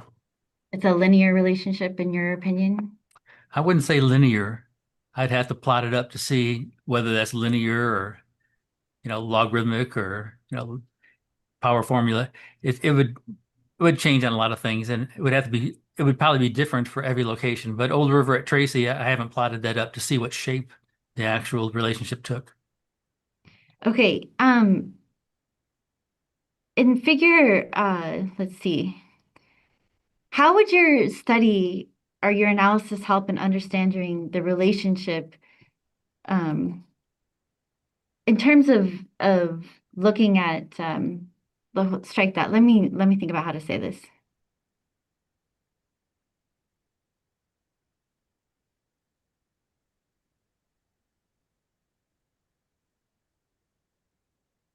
Are you just looking at in terms of the going back to the analysis that you did with project and no project, which you say is relevant to the DCP, even though it does not include DCP operations. That assumes 0 exports in the no project side of the equation, correct? Let me think about that for a second to make sure I understand what you're asking. What I did in that analysis was look at the no project versus project exports, not including anything from the DCP, to determine what the relationship was between exports and water stage in the South Delta. And so in that regard, it did include a no project scenario and a with project existing condition scenario. And that no project scenario has 0 exports, correct? That's correct. So how is that study helpful in understanding any relationship if it's zero or everything? Well, what it's trying to show is the relationship between what's occurring in the Delta today and what would occur if there wasn't a project. What we wanted to find out is the Delta being adversely affected by existing exports? And if it is being adversely affected by existing exports, would an increase in those existing exports aggravate that condition? And so that's why we looked at the project versus no project scenario to determine how exports are affecting stage and salinity in the delta. So we can determine, because maybe the change in stage and salinity in the delta from the DCP has no effect at all. But if it's already having adverse impacts from exports, then even a small increase in exports is aggravating an existing impact that is occurring. But in your no export scenario, you left the you left in the is it Friday yet? Sorry, strike all of that. I'm gonna start again. Um, in your no export scenario, you even though you assume no exports, you left the barriers in that help to mitigate water levels in the South Delta, right? That's correct. If we could go to, let's see, I think, well, this is a little bit complicated because you're referencing things. So let's start with paragraph 18 of your testimony, 100R.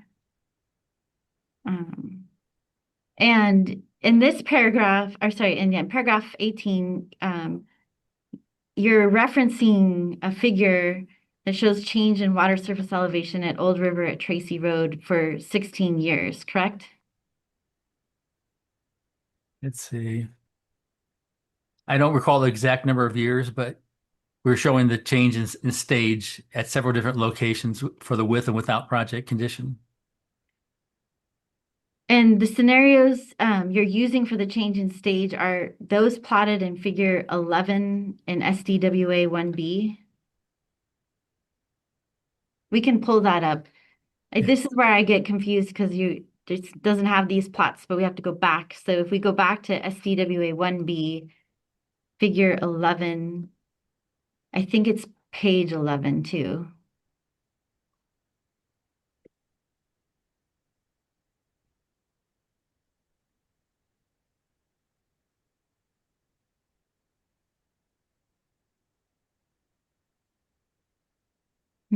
Page 18. Page 18? Yeah. Thank you. Okay, there we go. So are the scenarios you are using for the change in stage plotted in figure 11 in SDWA 1B the same as the scenarios you used to show the difference in exports in figure 3 in SDWA 100R?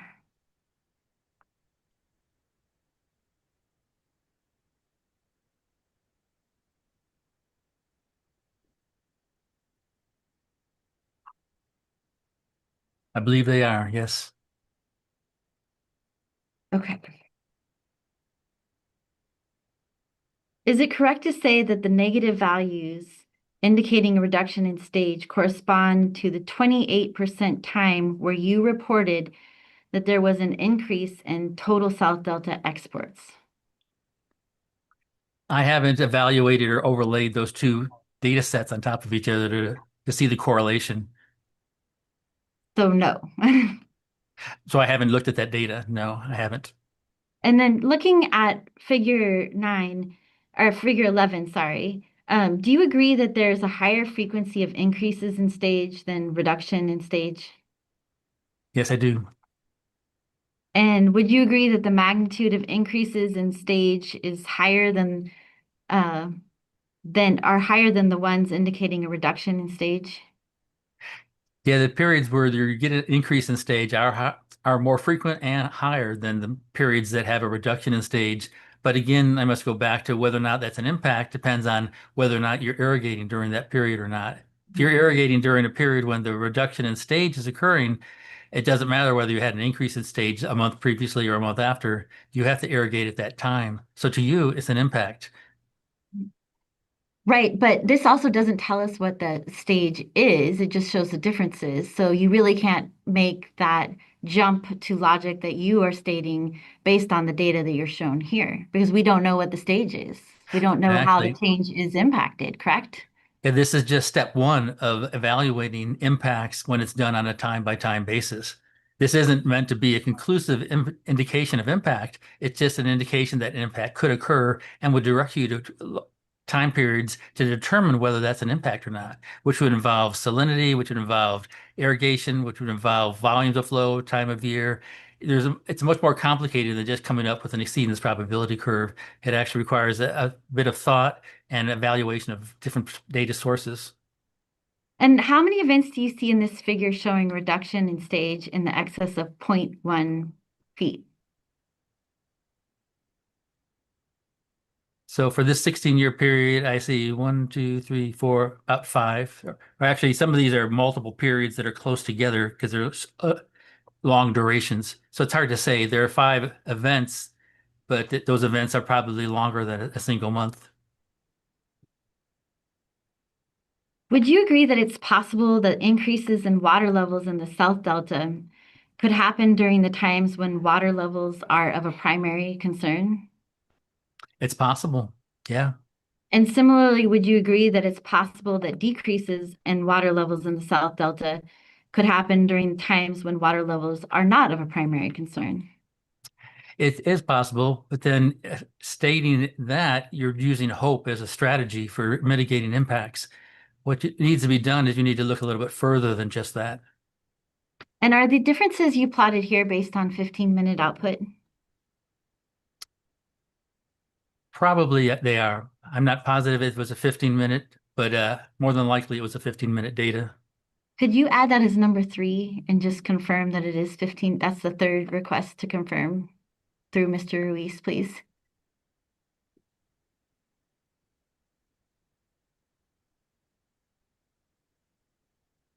Let's go to, we need to go back to 100R.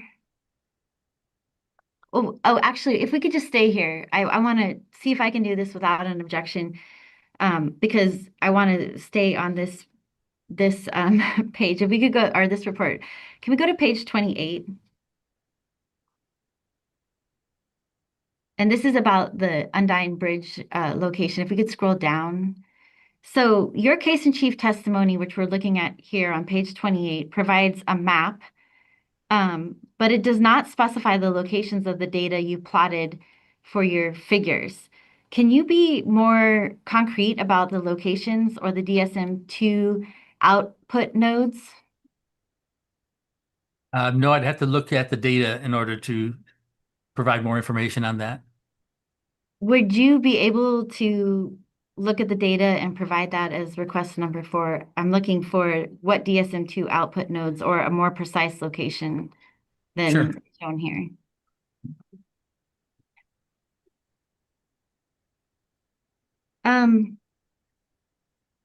If we could go back to your testimony on 100R. Sorry, this is also your testimony, so that's a confusing statement. What assumptions did you make regarding the operation of Clifton Court gates for your no export, meaning 0 South Delta export scenario? What I did to develop the zero South Delta export scenario was just do one thing. I just zeroed out all of the exports. I left all the other parameters in the model the same because what I wanted to do was evaluate the impact of just exports. If you start changing the Delta cross channel, the Clifton Court 4 gate operations, you start changing all kinds of different things, and you don't know whether or not the change that you're seeing in the with and without exports is a function of the exports, or is it a function of the 5 other things you changed? So to evaluate this parameter, we only change one parameter at a time to look at what happens just when exports are reduced. Would you agree that your parameter analysis is not a real world scenario? Absolutely. In PDF page 12, paragraph 19, if we could scroll down, where you talk about in evaluating the effects of DCP, are you relying on your parameter analysis as the basis for stating that the South Delta exports have and are continuing to impact legal water users in the Delta? I'm sorry, could you repeat that sentence again? Mhm. For the statements made for the statement made in paragraph 19, are you relying on your parameter analysis as the basis for stating that the South Delta exports have and are continuing to impact legal water users in the Delta? I'm using that as one of the factors that I am evaluating to determine whether or not exports are having an effect on the South Delta irrigators. The other factors that I'm using are the fact that water levels are decreasing to such an extent that irrigators are often not able to supply their crops with the amount of water they need at the time they need to irrigate.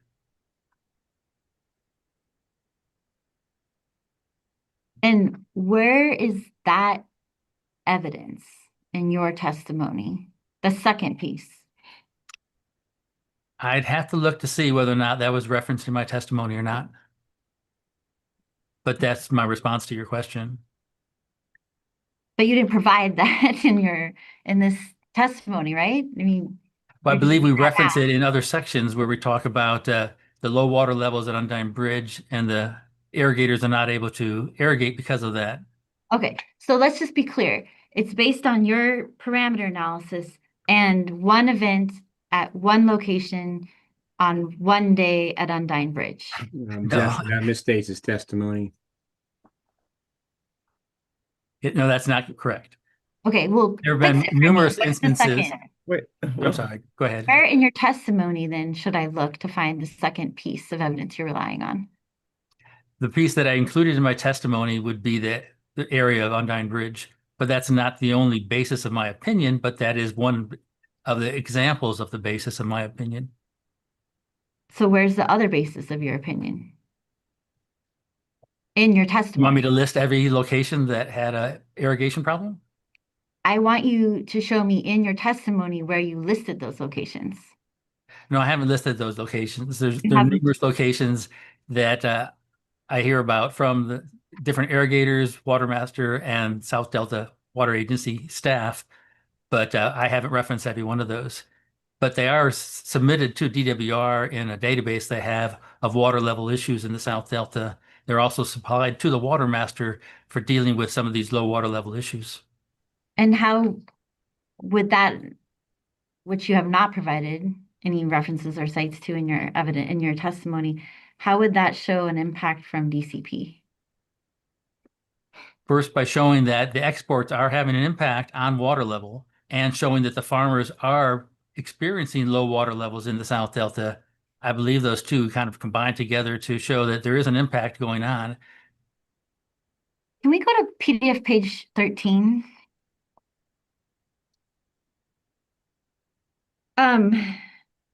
If we could scroll down so we could see right there. Oops, sorry. So you're showing here the Middle River side channel near Tracy Road Bridge on April 8th, 2026, correct? That's correct. Do you have a picture of the main channel? Not in my testimony now. Would similar pictures of dead-end channels in the Delta at low tide be easily obtained throughout the Delta? I'm just going to object is vague and ambiguous. What's meant by a dead end channel? Do you know what a dead-end channel is, Mr. Burke? I do know what a dead end channel is. Would it be easy to obtain similar pictures to what's shown here of dead-end channels at low tide in the Delta? It would be, but what was specific and important about this particular picture, it was taken by Jeff Klein, a family that's owned, agricultural area adjacent to this location for 70 or 80 years. And in that period of time, they've never seen the water level go this low. That's why they reported this to the Watermaster and to DWR as a water level issue at that location. And where in your testimony do you provide that explanation that you just added on to my question that it was not relevant to. Objection is argumentative. He's answering a question, providing her information. I think that's fair, but we have a question for you, Mr. Burke. Yeah, I haven't described the full details of why that picture was entered into the testimony. It was entered as an example of issues that are presently being experienced by irrigators in the South Delta. Let's go to paragraph 16, our PDF page 16, paragraph 26.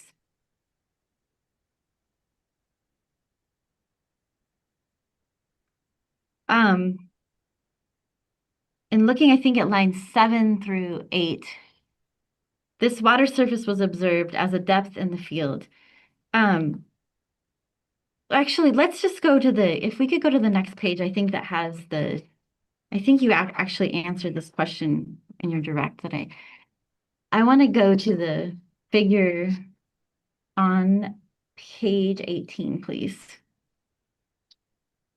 Great, thank you. Mr. Burke, I believe if I'm counting correctly, there have been 4 different versions of this cross-section with corrections. Is that correct? No, I believe there's 2 different versions. One that we use the data provided by DWR that we didn't realize they had their horizontal coordinates in feet, but their vertical coordinates were in meters. And so we plotted it up, thinking that the vertical coordinates or vertical dimensions were meters or feet.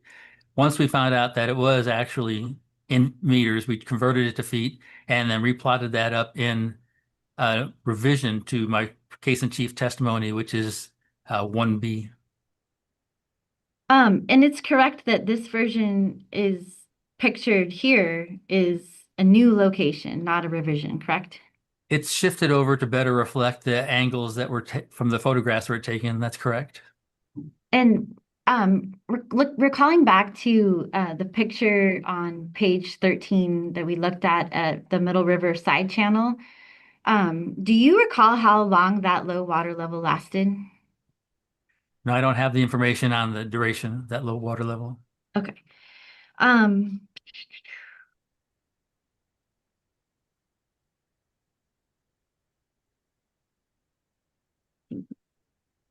If we could go to, where did you get the map for this figure? What figure is that? The one on the screen. Figure 5? You mean the data that was plotted in that figure? The elevation map. The elevation map. Oh, that was provided.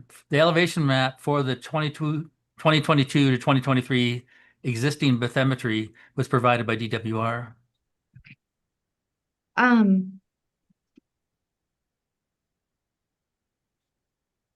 In SDWA 73, which I believe is the backup for the information shown here, is that correct? I'd have to check on that.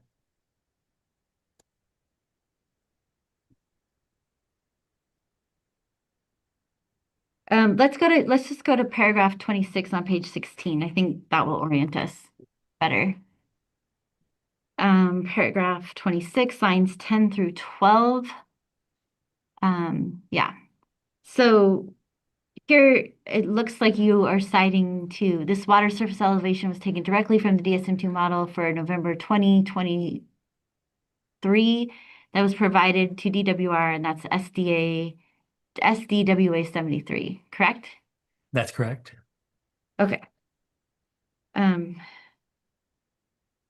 In SCWA 73, there are 3 DSM-2 simulations that were provided: historical, simulate 2023, and simulate 2023 no exports.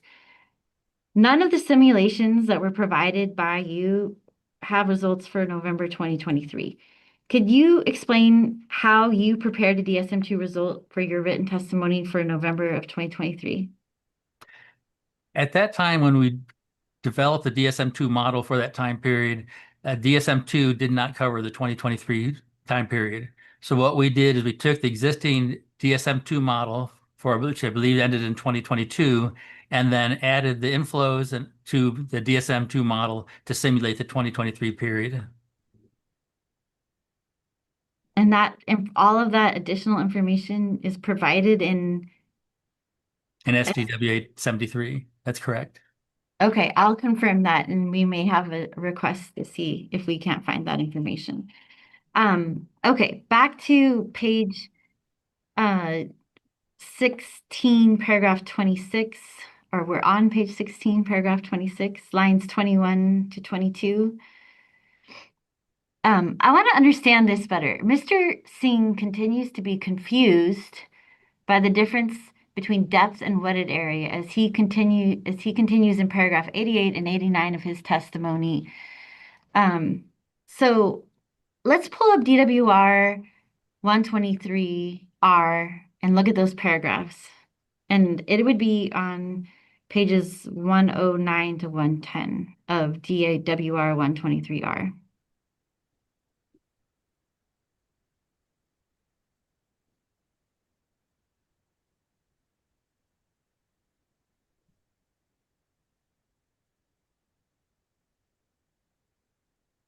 Mr. Burke, can you please explain where in these paragraphs Mr. Singh was confused by the difference between depth and wetted area? It looks to me as though it starts on paragraph 87, line 9. If I were to read what he has, I would say, for his narrow diagrammatic comparison of geometry in Middle River, Mr. Burke conflates depth and wetted area and water surface elevation. That's just totally wrong. I didn't conflate any of those things. They're clearly marked on the figure, and I'm not sure exactly what he's confusing as to what he's thinking is confused or conflated here. I think it's pretty clear what I did. I plotted the water surface elevation on the DSM-2 cross-section. I plotted the water surface elevation on the 22-23 bathymetry cross-section, and then I shaded the area, the flow area below those two water surface elevations. It's a pretty simple process, and I don't understand what he's confused about. Okay, so you disagree with his statement, but you don't know whether it's just confused is a weird terminology. So do you just disagree that you conflated those three things? Is that more accurate? Absolutely. Yeah, Okay, going back to the discussion we were having about SDW, we can pull this down. SDWA 73. If I heard you correctly, you mentioned that you extended the DSM-2 simulations with 2023 data. But as I understand it, there are no results with a time step for 2023 in SDWA 73. I don't think we have those. So is it possible that you provided the DWR model but didn't? It's possible since we copied the data from 2022 and then input the data for the 2023 inflow to DSM-2, it's possible the dates weren't changed. I'd have to check. But once DSM-2 was updated officially to cover the 2023 period, we checked with the numbers that we came up for water surface elevation on that date, and the existing DSM-2 model matches the number that we have. Well, it might be easier if you just provide your check that you did with the updated 2023. Were you able to provide that information? Yeah, I can provide that. Great. I think that's list 5. I'll go back through Mr. Reese too and follow up with you to make sure we don't miss anything. I think we're going back to your testimony. Sorry. Actually, Hearing Officer Kinsey, I still have a fair number of questions, and I obviously have questions for Mr. Wilson. Do you want to go ahead and I think a break? that makes sense.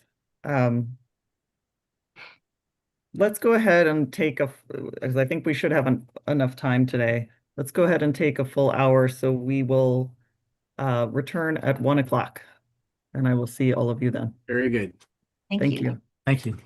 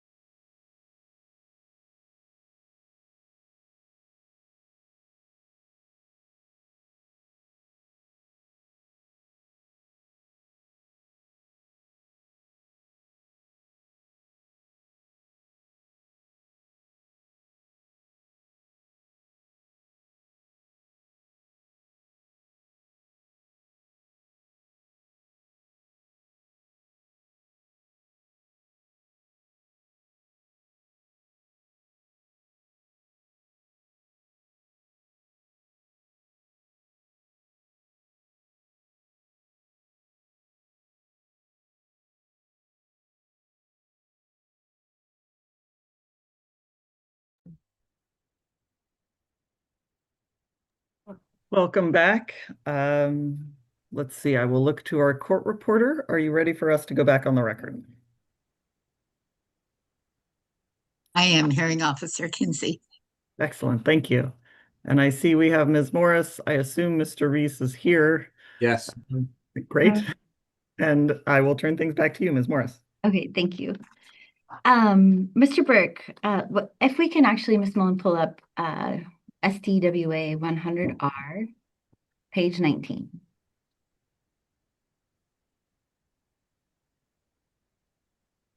And the bottom of the page where it has paragraph 30. Okay. Mr. Burke, you say it's obvious DSM-2 does not match the observed water surface. Are you referring to an observed water surface from a station or from your technique of taking the bathymetry and adding a visual estimate of depth?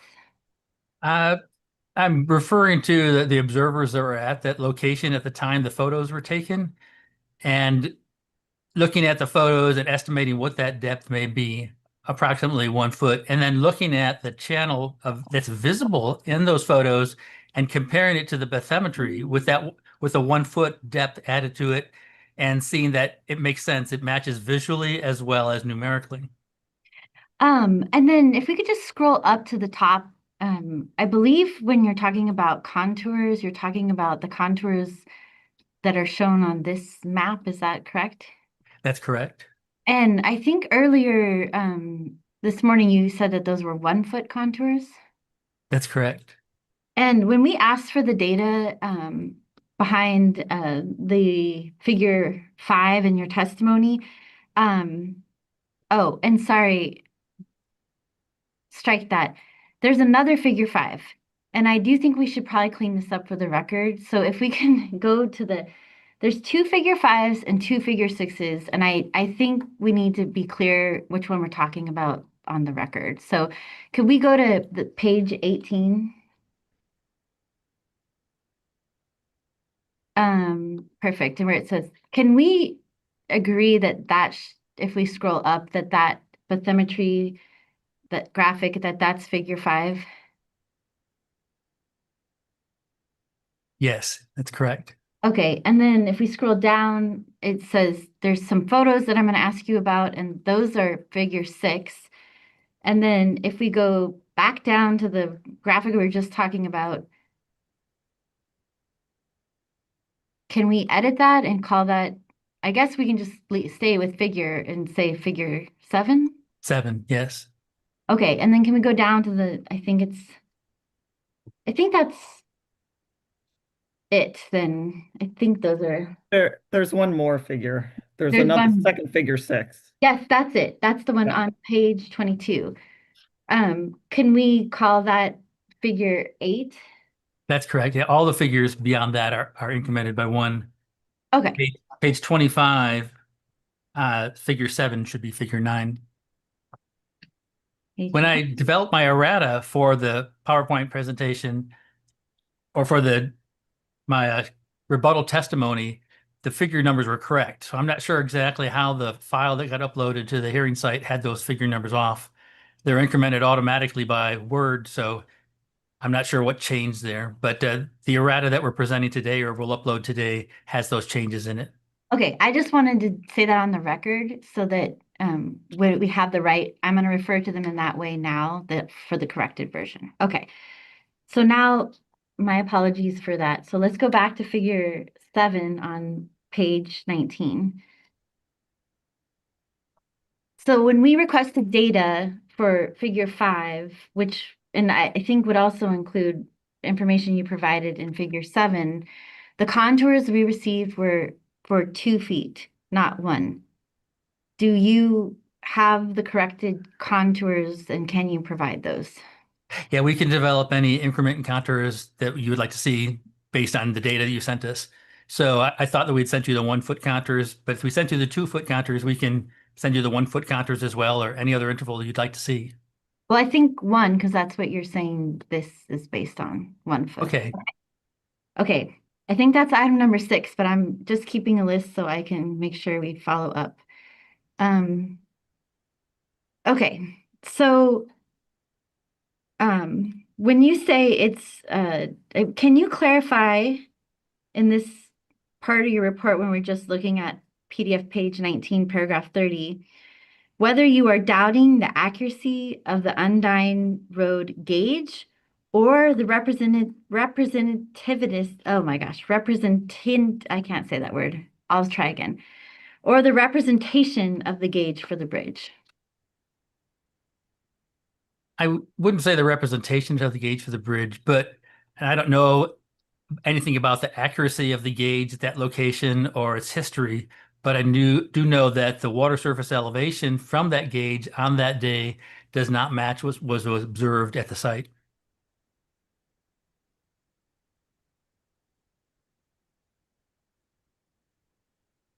So is it, I guess I'm just trying to see what is your concern? Is it your concern about that gauge, that measurement on that day, or is it in general of that gauge at all times? No, That may be a better way. I'm just trying to rebut Dr. Singh's or Mr. Singh's testimony where he says the actual elevation for that location on that day should be the 3.06. And I'm saying, okay, if that's what it's supposed to be, let's plot that up on the map or on the cross section and see if that even comes close to matching what was observed in the photographs taken at the site. So we went ahead and we plotted the 3.06 up on the cross section, and if you look at the figures, it doesn't match what is seen in the photographs. What's your estimate? Can you put a number to it When you say estimate of what? of the information that you're rebutting, the figure in the figure? I'm saying that based on what's observed at the site and documented in photographs, the 3.06 is definitely wrong. Therefore, if that came from a gauge near the site, that gauge is off by some factor. And so are you doubting the accuracy of the gauge at all times or just at that moment in time? All When I the have is photo just was that. taken and the observation was made. All I have is that one data set that Mr. Singh sent us or included in his testimony that we're rebutting. I know that one elevation is off.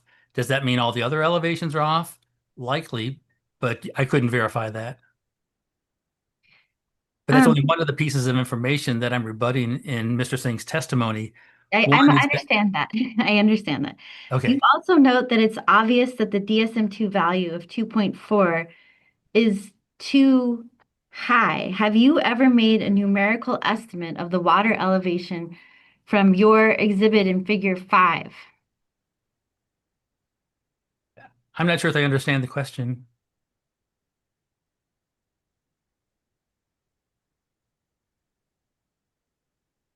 Have you ever made a numerical estimate of the water elevation from your exhibit, from your figure 5, for your figure 5? I made an estimate of the water surface elevation that I show in figure 5, which is the cross section. Mm-hmm. And I made that estimate of water surface elevation based on the actual channel geometry from the 22-23 bathymetry and the observed value of approximate 1 foot depth in the channel. So your estimate is slightly under a foot or a foot in accordance, right? Is that what you're saying? A foot plus or minus something. You're never going to get an exactly accurate estimate, but it matches what we see in the cross section and in the photograph because that hump of sediment that occurs on the second half of the channel is clearly visible in the photographs of that cross section at that time. Are you aware that in addition to Undine Road Station, approximately 775 feet away, there is DWR maintains a surface water program with a water level gauge called Middle River at Maury Bridge? I'm familiar with that gauge.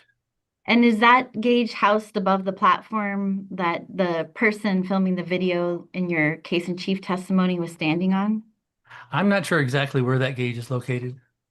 Have you watched the video that you relied on your testimony with the sound on? I believe at one time I did, yes. And were there noises in the background like pumps? I don't particularly recall that. Can we go back to what is figure 6 on page 18?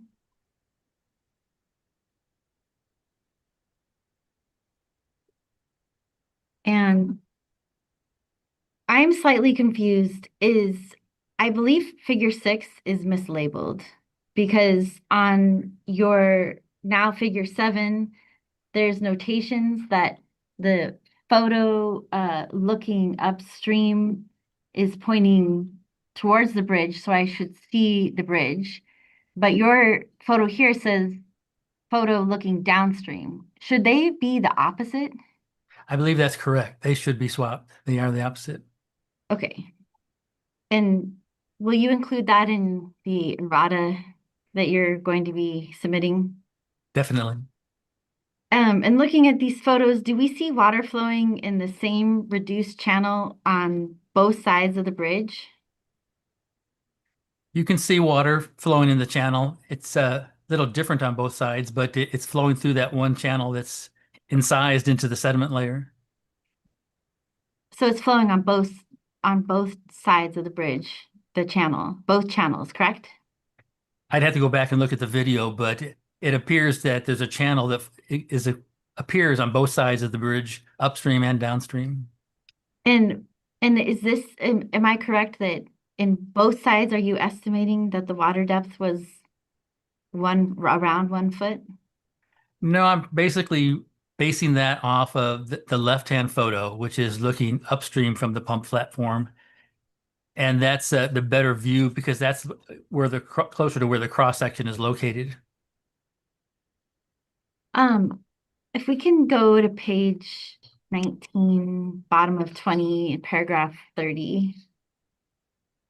Mr. Burke, you seem to be relying only on one measurement at one location in one moment of time to verify the fitness of a hydrodynamic model for the entire Sacramento-San Joaquin Delta. Would you agree with that? I'm using that one time as a verification of whether or not the model is able to accurately reproduce the elevation that we see at that date and the time. And would you agree that the entire Sacramento-San Joaquin River Delta has over 700 miles of channels and sloughs? It has many miles of slough and channel. I don't know the exact number. Hundreds, right? More than likely. Also, it seems your true concern is flow throughout the channels in the Delta, correct? That's correct. For the accuracy of flows throughout the channels. Would it be better to validate the model results by comparing gauge flow data to the model flow data at several locations instead of focusing on wetted area as a proxy for flow at one location? Well, we're not trying to really produce flow. What we're trying to do is document the inaccurate bathymetry at this location, which will influence flow. But it also appears that you're trying to undermine DSM-2 based on that one location in one moment of time. Not one moment in time. The channel cross section that we see there that was developed from the latest bathymetry will stay that way all the time. This is a moment in time in terms of where we are able to compare the water surface elevation that's observed at that location. But even though you may have different water surface elevations during different points of the tidal cycle, the channel cross section and bathymetry will still be the same. And that's what we're trying to get at, is that the bathymetry is wrong. If you don't know the shape of the channel, you're never going to be able to reproduce the actual flow or stage correctly. Is it your testimony that bathymetry doesn't change over time? Not in major ways, not in, short periods of time, no, but it does change over time, which is why we see the difference we see today between the bathymetry that's used in the DCP DSM-2 model and the bathymetry that's used in the DSM-2 model that we have today. Do you have any experience with cross-section development program, with the cross-section development program that is used to develop cross-sections in DSM-2? Yes, I do. And why didn't you use that to create a cross-section Because I'm not trying to create a cross-section from old data. What I'm trying to do is compare what's used by the DCP team in their model with the actual data that exists today. I'm not trying to reproduce something I'm just trying to verify that what was used in the DCP model, is it representative of what we see in the channel? And it wasn't at this location. To obtain water levels that you drew on figure 5 on page 18, did you use gauge data Which water levels are you referring to? on your figure 5? There's several water levels. I'll go through each one of them. Sure. The one that's plotted up on the existing cross-section was based on the observation of water depth at the location at that time and date. We estimated a depth of approximately 1 foot plus or minus some, and then we plotted that 1 foot as a depth over the bottom of that channel. And then we colored in the flow area below the water surface elevation, which is the dark blue area. Then we used the water surface elevation that was predicted by DSM-2 for that date and time and plotted that on the DSM-2 cross-section and filled in the water surface area below that water surface elevation. So we could compare the areas, the flow areas between the two scenarios, between the two, I guess, bathymetry scenarios, I guess you might say.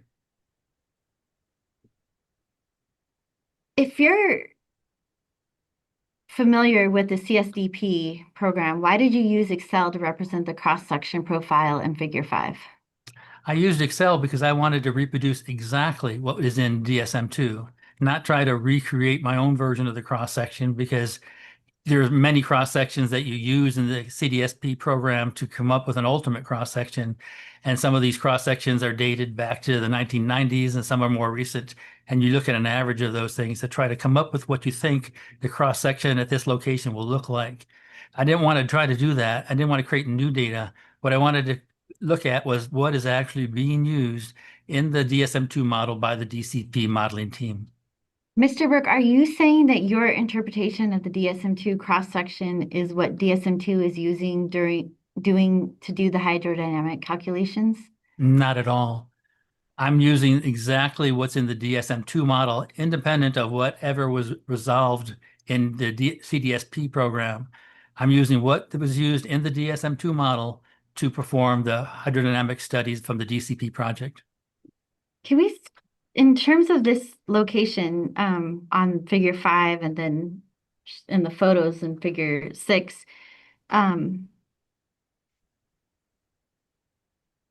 well, just going back to your explanation, you used a symmetrical shape and ignored the wetted perimeter, correct? In this figure 5?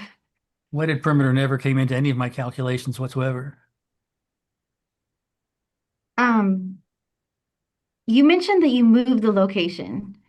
And in using the photos, could you describe where they were for this figure, this new figure 5, compared to the other bathymetry figure? Can you describe using the photos below, which are figure 6, where you moved it? Yeah, I can try to show you where I moved it once I put everything on that aerial photograph.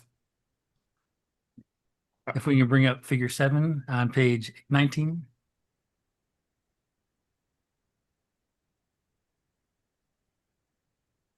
So what we have here is the blue line marks where the cross section is in the figure 5, or the first figure 5 in this document. And what it was previously, it was a little further downstream, or I would say northeast of its present location, that wasn't in the right location. We wanted it to match what we see in the photographs. So I moved it up towards where the photographs are pointing, which better represents what we see in those photographs. So the one that you did before you moved the location, could you describe using this figure 7 where it would appear? If you could use the bridge or something on the photos so I can understand where you moved it from.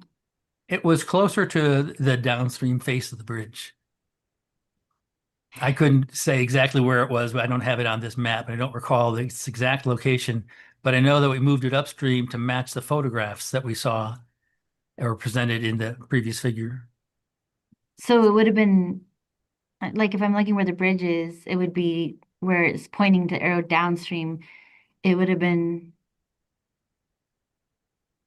closer to that side, on the other side, the right side of the bridge.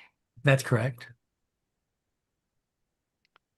Mr. Burke, did you previously testify that it was about 8 feet that the location moved? Yeah, I think we moved about 8 to 10 feet or something like that. It wasn't a great distance, but we wanted to reflect the photographs we're seeing so we can verify, the geometry that we get from the bathymetry collected by DWR to the photographic evidence that we have showing where the channel is and where the sediment has, deposited within the channel.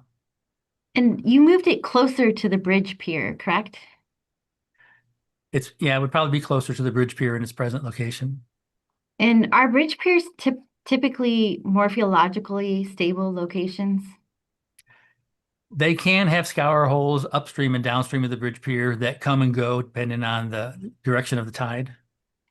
Do you know if large storms with high runoff occurred between the date of the 2022 soundings that you used for the bathymetry and the contours and the date of the November 2023 video?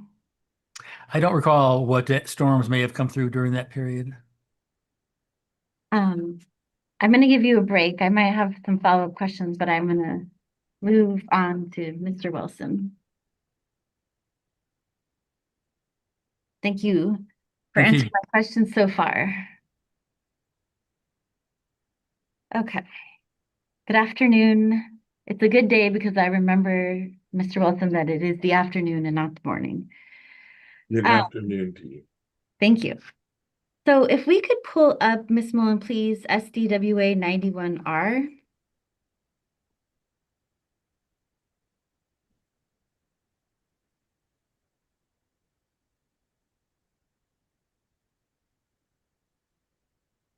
And if we could go to slide 14.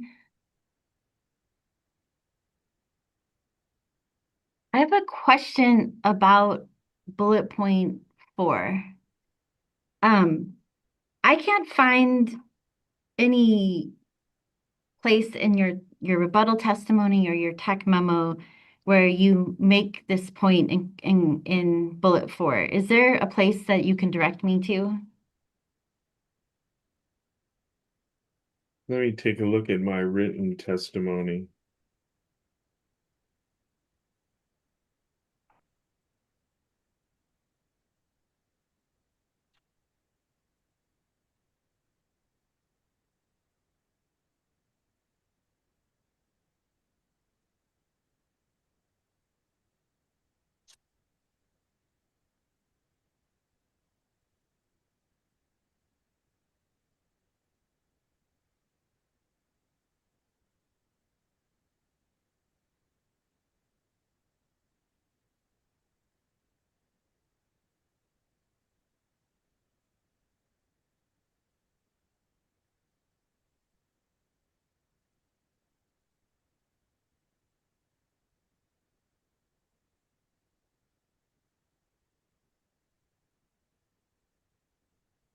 Okay, as we go to page 19, I note that except for the stretch, and we're starting on line 1 at the end, thus, except for the stretch of Sacramento River between Freeport and Hood, the Delta would experience reduced inflow from the Sacramento River during periods of diversion from the NDI while experiencing a corresponding reduction in exports from CCF.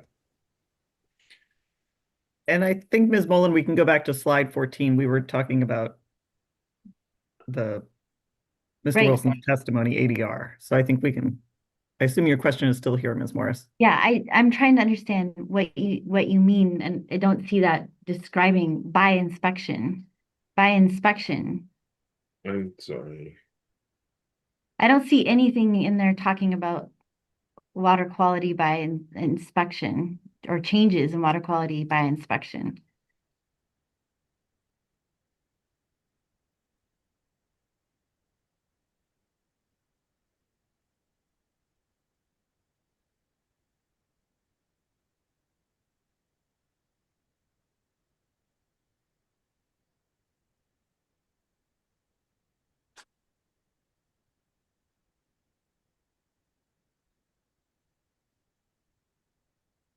Well, I don't see the by inspection, but however, in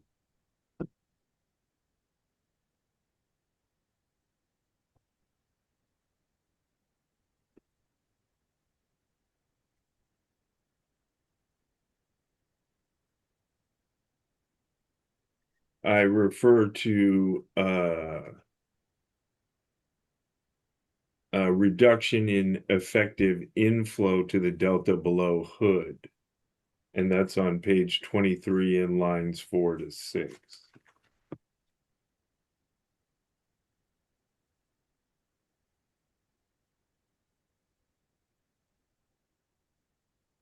Okay, so again, what does that mean by inspection as it relates to 20 In- lines 23, line 4 to 6? In looking at figure 1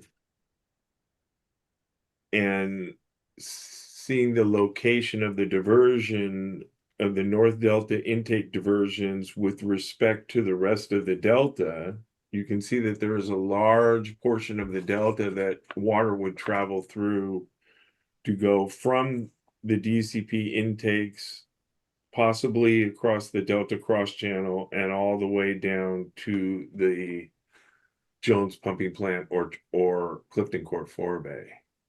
And so that would be the inspection as far as just looking at the map and seeing that you have a large area of the Delta that would have seen flow that doesn't. And so we have, and looking at the amount of the reduction in total inflow that I show on my other figures of about 25%, those combine to give the idea that you have some changes as opposed to not, and that these need to be evaluated. But and just in terms of the paragraph you're pointing me to, you only mention EC or water quality in your discussion about South Delta water salinity standards at OLD and Uni, correct? In this section about water balance conditions, I don't see any opinions being drawn about water quality.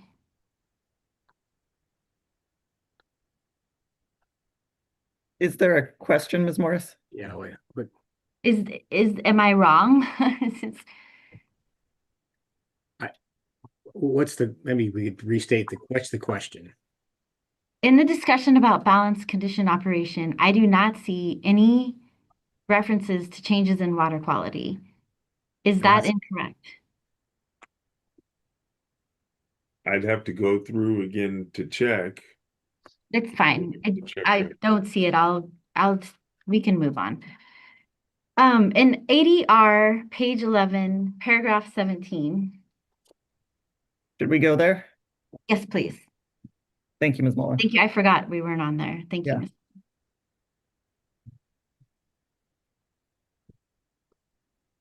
Ms. In this paragraph, you state that DWR failed to do an adequate analysis of the DCP and balance conditions, correct?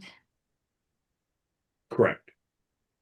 Mr. Wilson, are you aware if calcium 3 modeling that DWR performed to evaluate the impacts of DCP operations includes time steps where the delta is in balance conditions? Yes.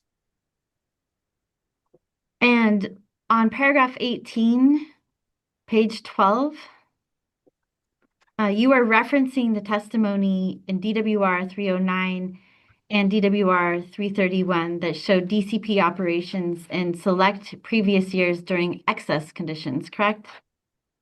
Yes. And are you aware that Mr. Georgie was only referencing to the analysis he presented for select previous years under excess conditions that you reference in your paragraph 18? My recollection of reviewing Mr. Georgie's testimony, which I believe I thought I put in my testimony that Mr. Georgie had answered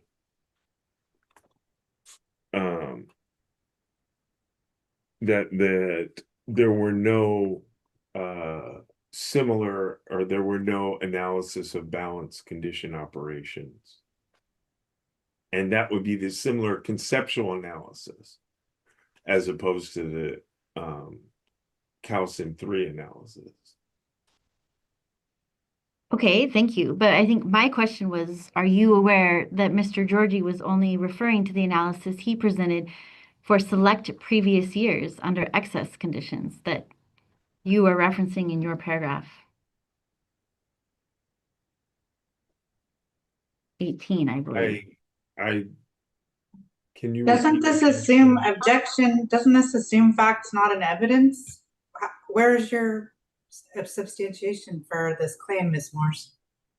I asked him whether he was aware.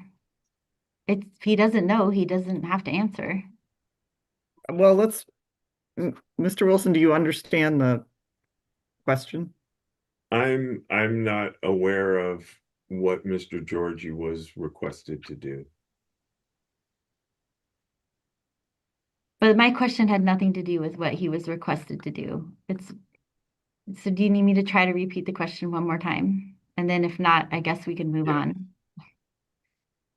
Are you aware whether Mr. Georgie was only referencing to the analysis he presented for select provisions of years during excess conditions that you are referencing in paragraph 18?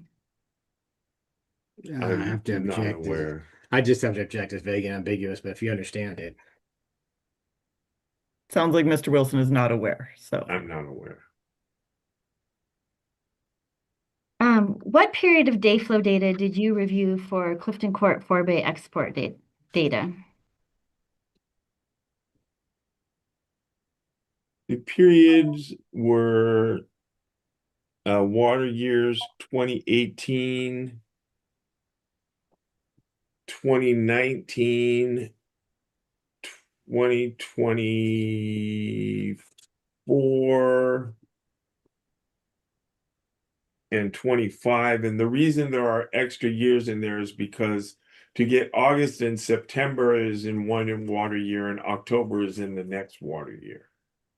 So I use the day flow data from my calendar year 2018 analysis. It was the day flow data from 2018 and 2019, which includes August and September and then October.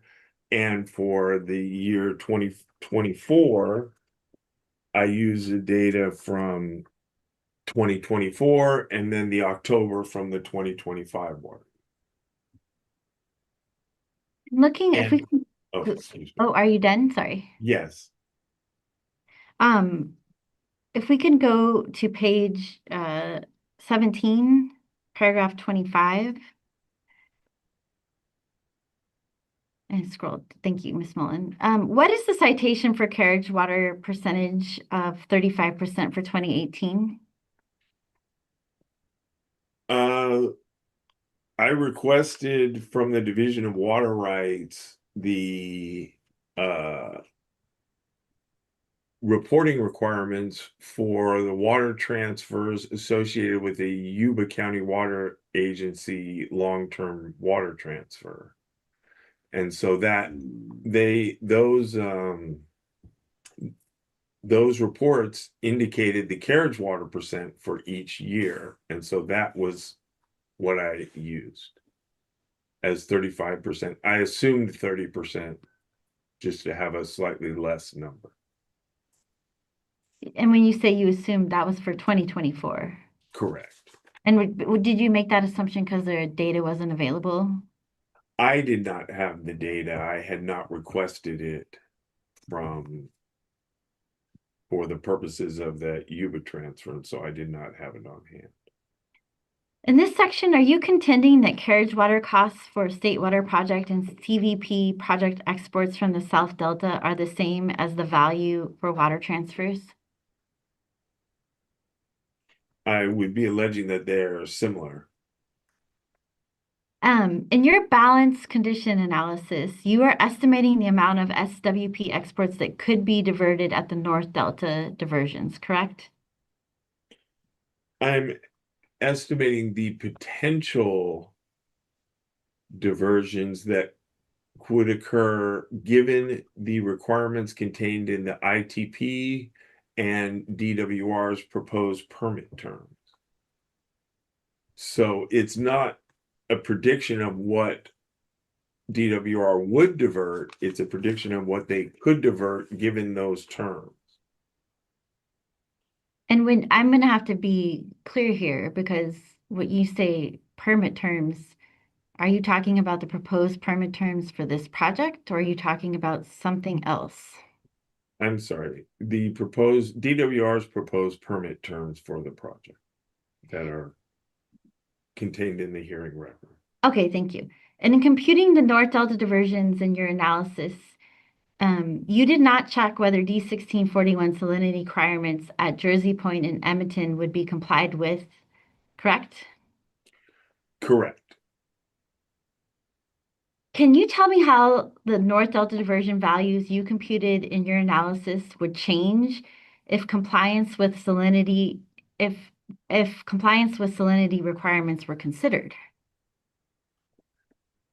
I believe it would reduce, and that I think I made that clear that there are other objectives that may constrain my analysis. What I wanted to make clear is that those objectives are not explicitly stated in the ITP or the proposed permit terms, and that then compliance with the objective would be at the discretion of the operators. And so you have a variation, a variability of how the objectives may be complied with that is not identified. And so I think if you want to get a main takeaway is that a lack of identification or clarity or specificness of what the value of these diversions might be is part of the issue. And that's one of the things that my analysis shows is that there's a lot of range for diversions with the explicit objectives and its implicit objectives that might constrain the diversions. Excuse me. So if the operators made an operational choice to shift, wouldn't that be acceptable so long as D1641 compliance, EC compliance is being met? Well, it would be acceptable. However, what you would see is that for the same relative EI ratio, for example, you would have a different salinity field or concentrations of water quality throughout the delta under the with DCP condition than the without DCP condition. And so in order to approve a change petition, you're looking at changes. And so since these are potential changes and they appear to be significant, I believe they need to be analyzed.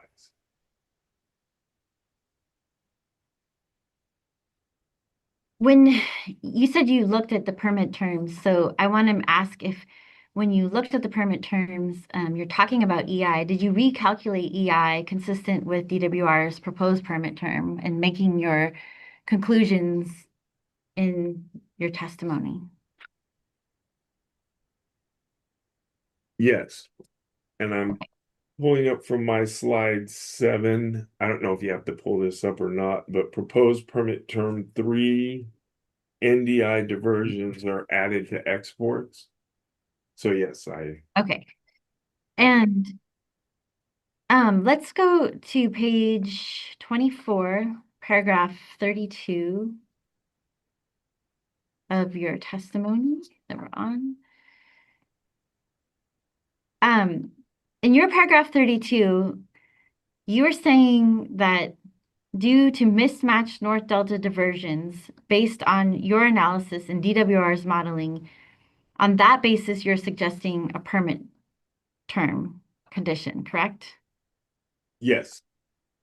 Do you know whether calcium 3 modeling conducted for DCP operations included rules to make sure that SWP and CVP comply with D1641 salinity requirements at Edmonton and Jersey Point? Yes, I reviewed the response to comments in the FEIR, and in one of their standard response to comments, they suggested that the carriage water shifting was governed by the EC, the relative EC at Edmonton and Jersey Point. Okay. My question, you said yes, but I do want to be clear, was do you know if calcium 3 modeling conducted for DCP operations included rules to make sure SWP and CVP comply with D1641 salinity requirements at Edmonton and Jersey Point? Yes. And the calcium 3 results that I reviewed, that I show in my both my presentation and my written testimony, are significantly less than the amounts that I show would be available for diversion. And so that's what I mean by modeled results different from what is approved. The modeled results show North Delta diversions and maximum average monthly diversions in the range of 650 CFS and 1200 CFS. And I'm showing closer to full capacity of 6,000. That's the mismatch between what is the approval allows for and what, or may allow for, and what the what the modeling shows. And so that's why I'm recommending an additional condition to ensure that the actual operation of the DCP conforms with what was modeled and what is now being, and then that modeling being the basis for the findings that are necessary for approval of the petition. Thank you. And Mr. Wilson, I have a fair number of questions, so I don't want to cut you off, but at the same time, I think you can always say additional things and that are not responsive to my question in response to redirect, but we do have quite a few things to get through. So I'm gonna try to ask you if you can focus on the questions that I'm asking, but I do want you to give a complete answer. Is it possible that the North Delta diversions and balance conditions in DWR's modeling is lower because the calcium 3 model is accounting for compliance with D1641 salinity requirements? Yes. And would you agree that DWR will have to meet the Bay Delta Water Quality Control Plan requirements before diverting any water, including at the North Delta water intakes? I agree that DWR will make every attempt to meet the water quality objectives. If they don't meet the objectives, they may apply for a temporary urgency change, and that would be considered meeting the objectives of technically. So again, what I'm saying is there is some ambiguity, and that necessitates additional conditions to clearly specify what the volume and rate of carriage water operations are. And you said that you reviewed the operations plan in DWR 805R, correct? Yes. And if we could pull up, Ms. Mullen, please, DWR 805R and hop to page 10.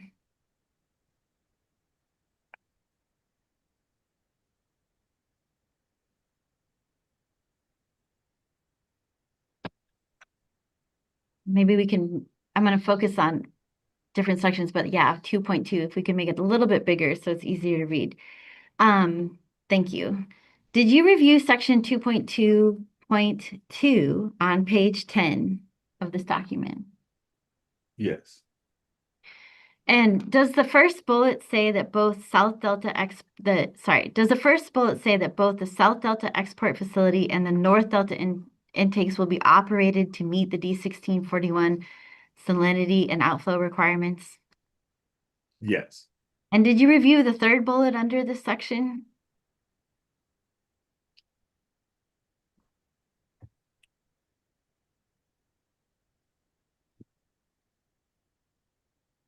Yes.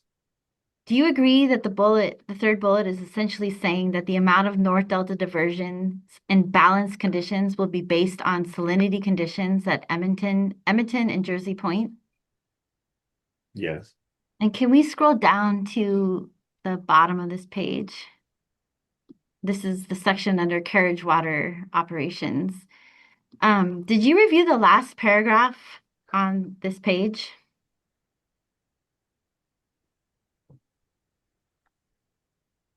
Yes.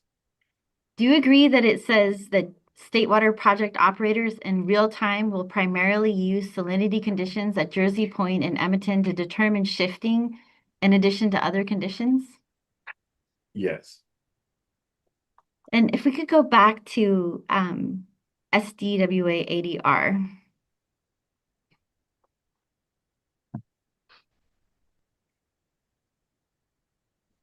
And paragraph 30 on page 23. Please, thank you. Mr. Wilson, here you say the significant limiting factor would be how operators meet other D1641 objectives, correct? Yes. Are you saying that your analysis is not factoring in how the operators would meet other D1641 objectives such as salinity requirements?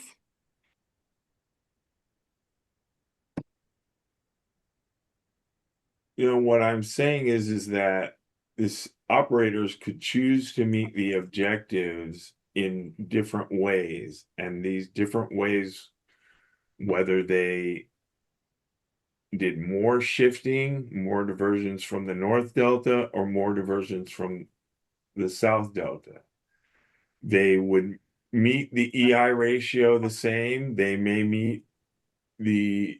meet the EC requirements at Edmonton and Jersey Point.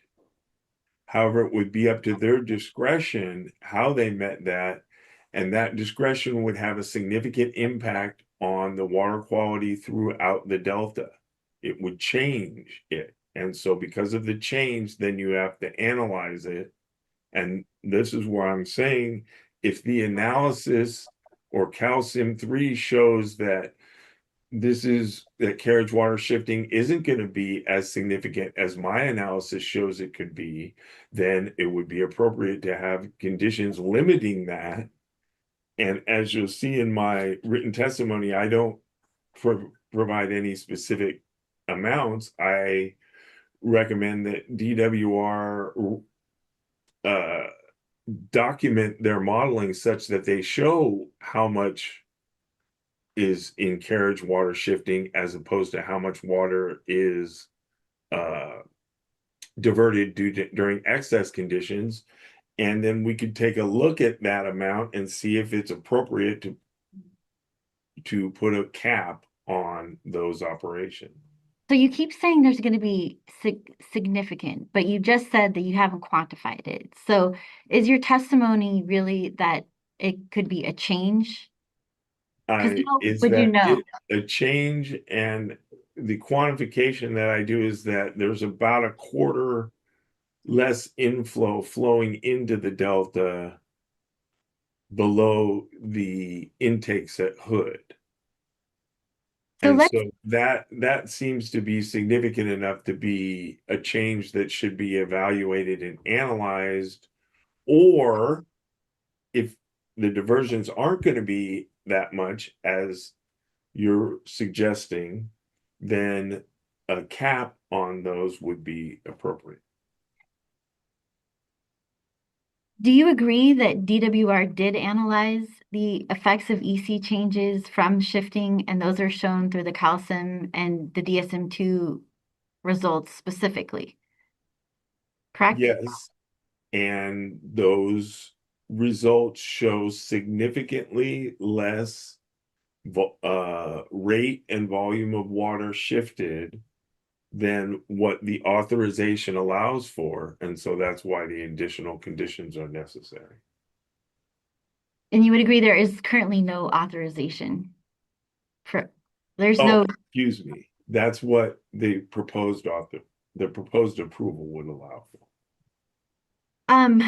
if we could go to STWA 80, page 26, paragraph 36, please.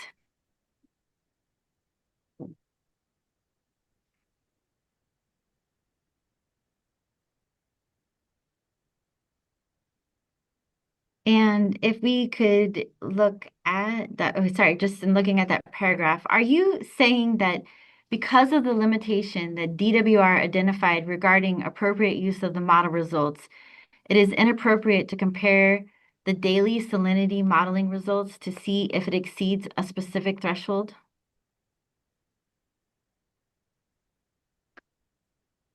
It's my opinion that's what DWR says in the italicized statement that is contained in lines 8 to 10.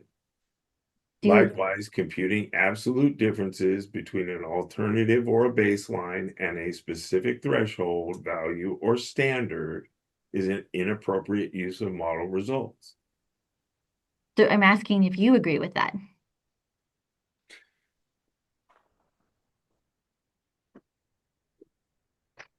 Yes. Mr. Wilson, do you agree that the only increase in salinity with, well, I'm moving into paragraph 37 of your testimony, just so we are oriented. Do you agree that the only increases in salinity with the DCP compared to the without DCP are occurring only in the 2043 CC 95 scenarios? I agree that the increases that are shown that I identified in the exceedance plots are only occur in the 2043 CC 95 scenario. I would disagree that the modeling shows that there's no increases due to the DCP. We have had the discussion with Mr. Burke about how to analyze model results, and I agree with Mr. Burke's position on that.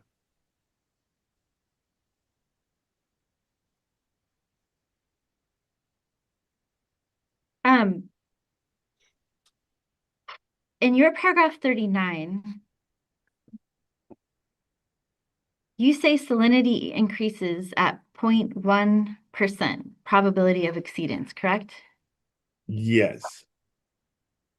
And do you know what 0.1% exceedance represents in terms of years plotted in the figures you show on pages 30 and 31?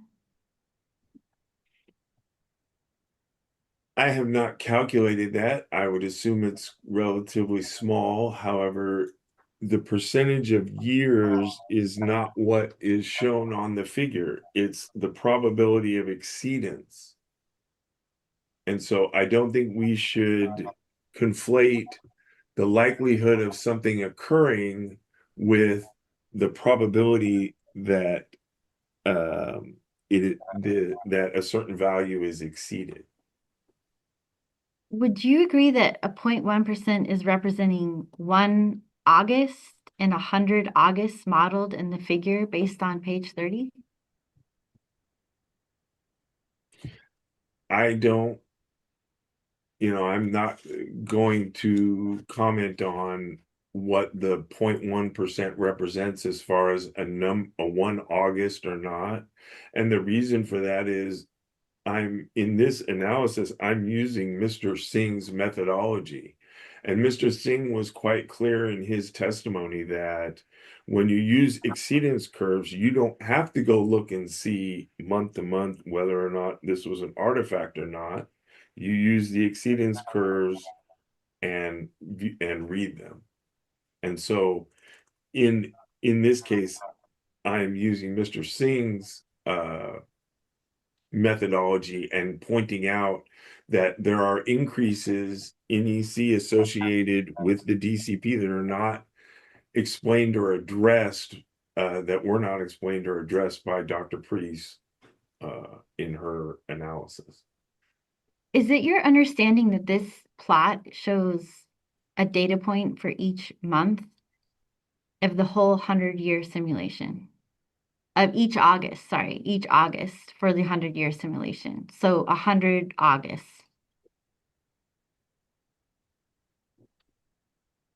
Again, this plot is showing the probability of exceedance in percent the probability of exceedance in percent on the x-axis and the electrical conductivity in microsiemens per centimeter on the y-axis. These may represent individual months that are plotted together, but according to Mr. Singh's methodology, when you rearrange this data like this, you then eliminate the need to look at single months or determine whether or not there are modeling artifacts associated with it, and instead you just look at the chart and see that it shows an increase. It may be a small period of the time, but that doesn't mean that it doesn't exist or shouldn't be addressed. In STWA ADR, page 34, paragraph 43, I'll hold for a second while we move there. Thank you. You say that the salinity increase, which occurs at 0.1% exceedance, is not a modeling artifact, correct? Correct. And then in paragraph 41, on page 33, lines 18 through 21, you're saying that the hydrology, precipitation, 8-river index, and sea level rise differences may be the reason for significant increase in salinity, correct? What I say is that the characteristics that you say that you just described all tend to increase EC within the delta.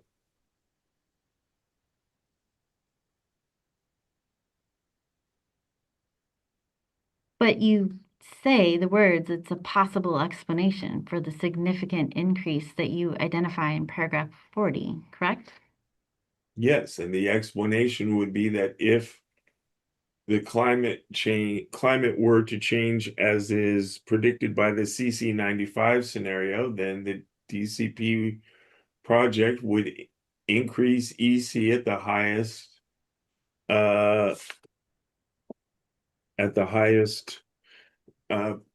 period values at the highest values of electrical conductivity. So it would increase the EC when the baseline EC is at its highest already. Is there any reason that you didn't look at 2043 CC50? I did. But you only plotted the CC 95, correct? No, I only showed the CC95 plots, and that was because the CC50 plots didn't show an increase. And did you present any analysis showing that an increase of 0.1% exceedance in salinity would cause injury to other legal users of water?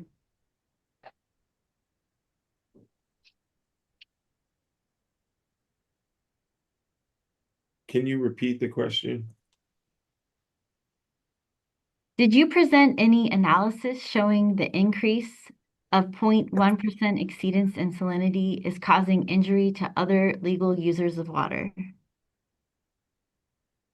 Okay, first, I think you're misstating that the increase in 0.1%, it's an increase of, I think it's 200 or something EC microsiemens at the 0.1% probability of being exceeded.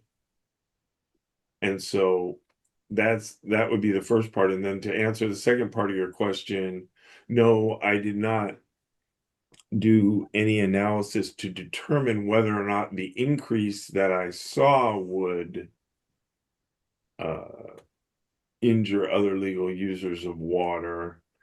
I do note though that it is an increase, and that that the delta is in a degraded condition to begin with. And so, as Mr. Burke has mentioned, any additional increase in salinity, in this case salinity, could result in injury.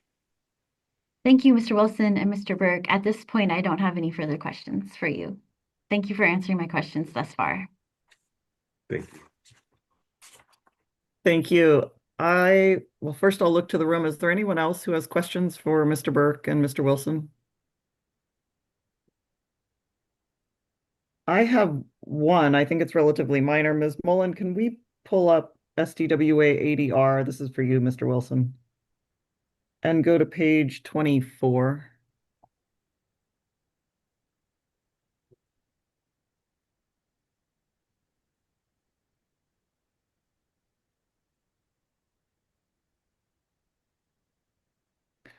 And can we scroll to the bottom? I'm looking actually at the last couple sentences that spill over to page 25, I mean.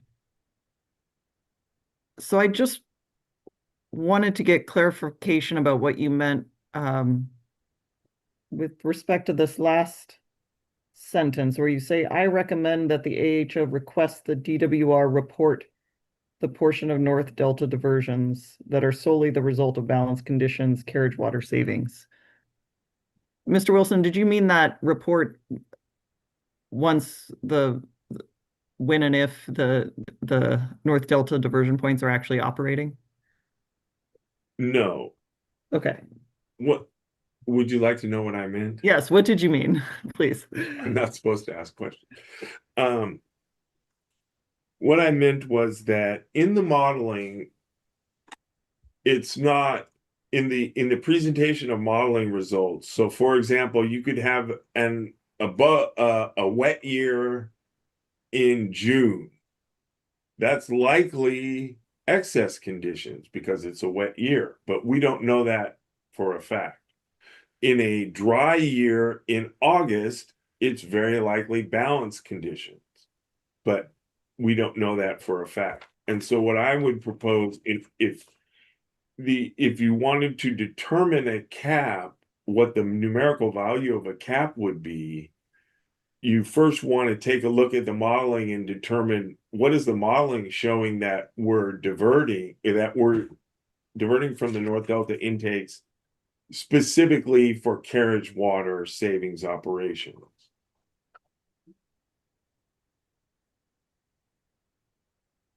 Got it. I understand. Thank you. I appreciate that clarification. Based on that was my only follow-up. Ms. Morris, did you want to follow up on that at all? Otherwise, we'll go to redirect. No, I think I can wait till redirect. Okay. Then Mr. Ruiz, you're welcome to, if you need a few minutes, I'm happy to give it to you. Otherwise, do you have any redirect? I do. I could use just like 5 minutes though, just to check off a few things. I think it's getting shorter. Sure thing. Let's go ahead and take a break. We'll just round it up and and reconvene at 2:10.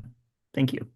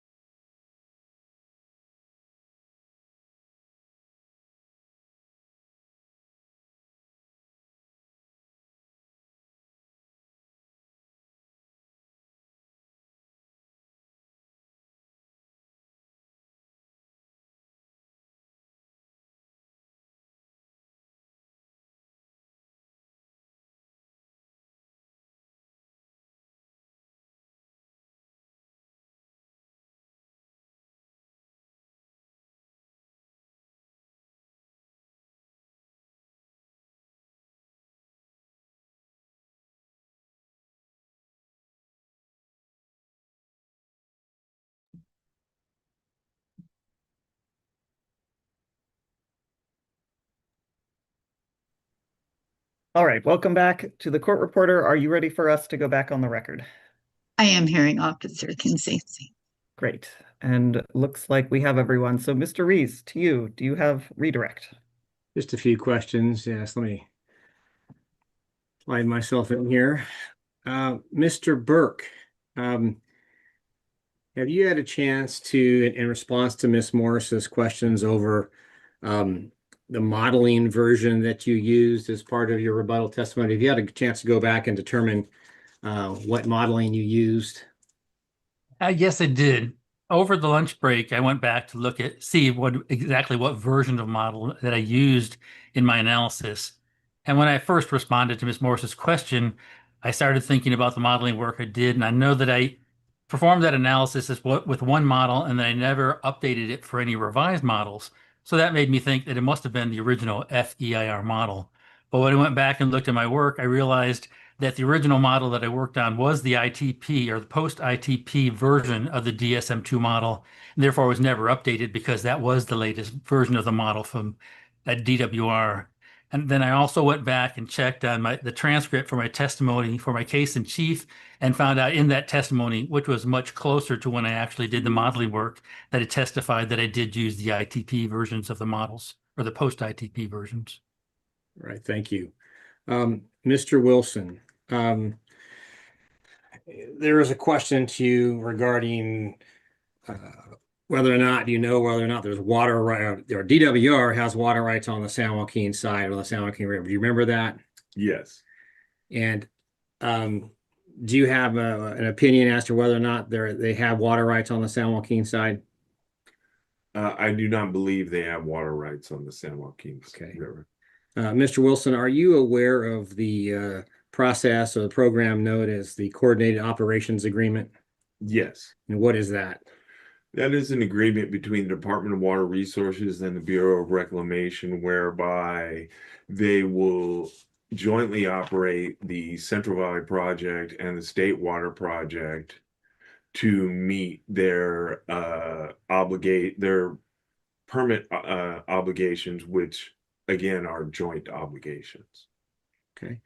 Mr. Wilson, are you aware of a water right or water right actions or efforts where DWR and the Bureau of Reclamation have requested authorization to deliver water to each other's places of use? Objection, outside the scope. It's not outside the scope. You're asking about his knowledge of water rights or ability to have DWR to have any impact on the San Joaquin side. And so I'm following up questions with him on that. Yeah, and I understand the connection, so I'll allow that. Do you need me to restate the question? Yes, please. Are you aware of water right actions or efforts where DWR and the Bureau of Reclamation have requested authorization to deliver water to each other's places of use? Yes, I am. And what do you know that program or effort as called? What is that? And every year since about 2010, the Bureau of Reclamation and Department of Water Resources have jointly submitted a petition that is now referred to as the Consolidated Place of Use Petition.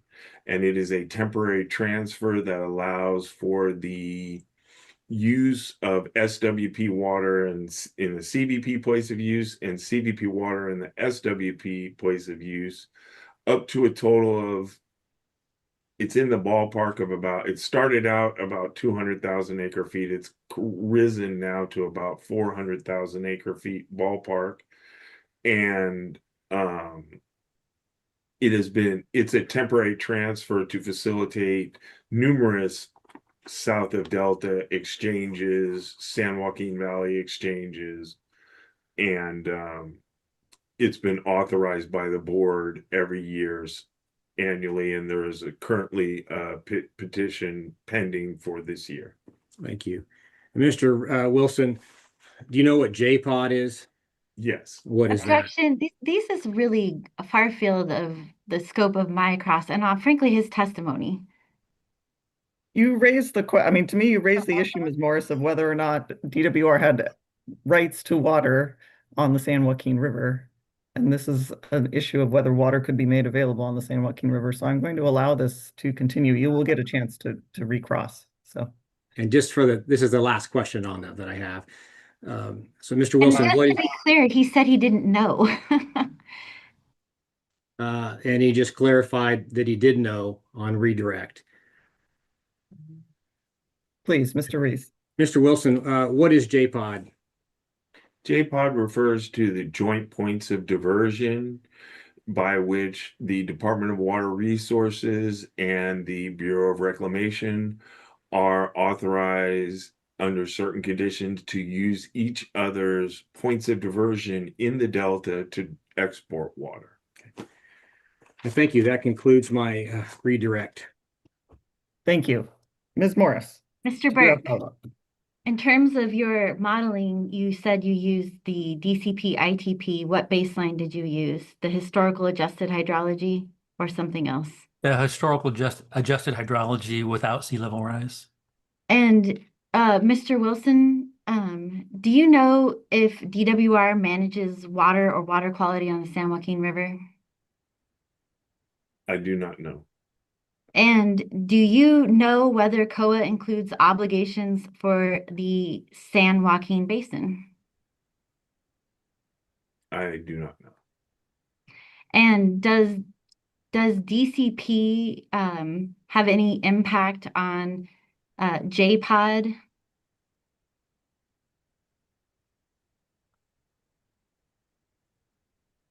That I think that there's reference to that in the operations plan. However, I think that any use of joint point, if the CVP is able to divert some SWP water and it ends up in San Luis Reservoir, and then we're looking at San Luis Reservoir, or let's use the example of the SWP diverts some of its water through joint point and goes into San Luis Reservoir. That could affect the ability of the SWP to divert from the North Delta intakes because of downstream capacity concerns. Is it your opinion that either of the programs that you mentioned would allow the Bureau to move water through the Delta Conveyance project without some further change to the Bureau's water rights that are not currently before the board at this time? No. I don't have any further questions. Thank you. And with that, then, Mr. Burke, thank you for joining us once again. And Mr. Wilson, thank you for joining us. Your testimony is very much appreciated, and thank you for answering our questions today. Thank you. You are excused. I believe that brings us to the close of our assignments for the day, if you will. The two procedural items which I intend to pick up in the morning, unless there's something else we should talk about today, I have written down here closing briefs and talking about setting deadlines for discussion about length, and then a timeline for that. And then I realize we also need to circle back on evidentiary objections to an offer of exhibits from the protestants. I expect an offer of exhibits will set something next week. It should be very simple, just an email that says, these are the exhibits we offer. But let's talk about those in the morning as well, and then, deadline for objections. Is there anything else we should talk about today before we adjourn until tomorrow? Ms. Morris, please. Shaking of head, no. Oh, okay. Thank you. Excellent. Then with that, thank you for an efficient day. We are adjourned. See you tomorrow morning.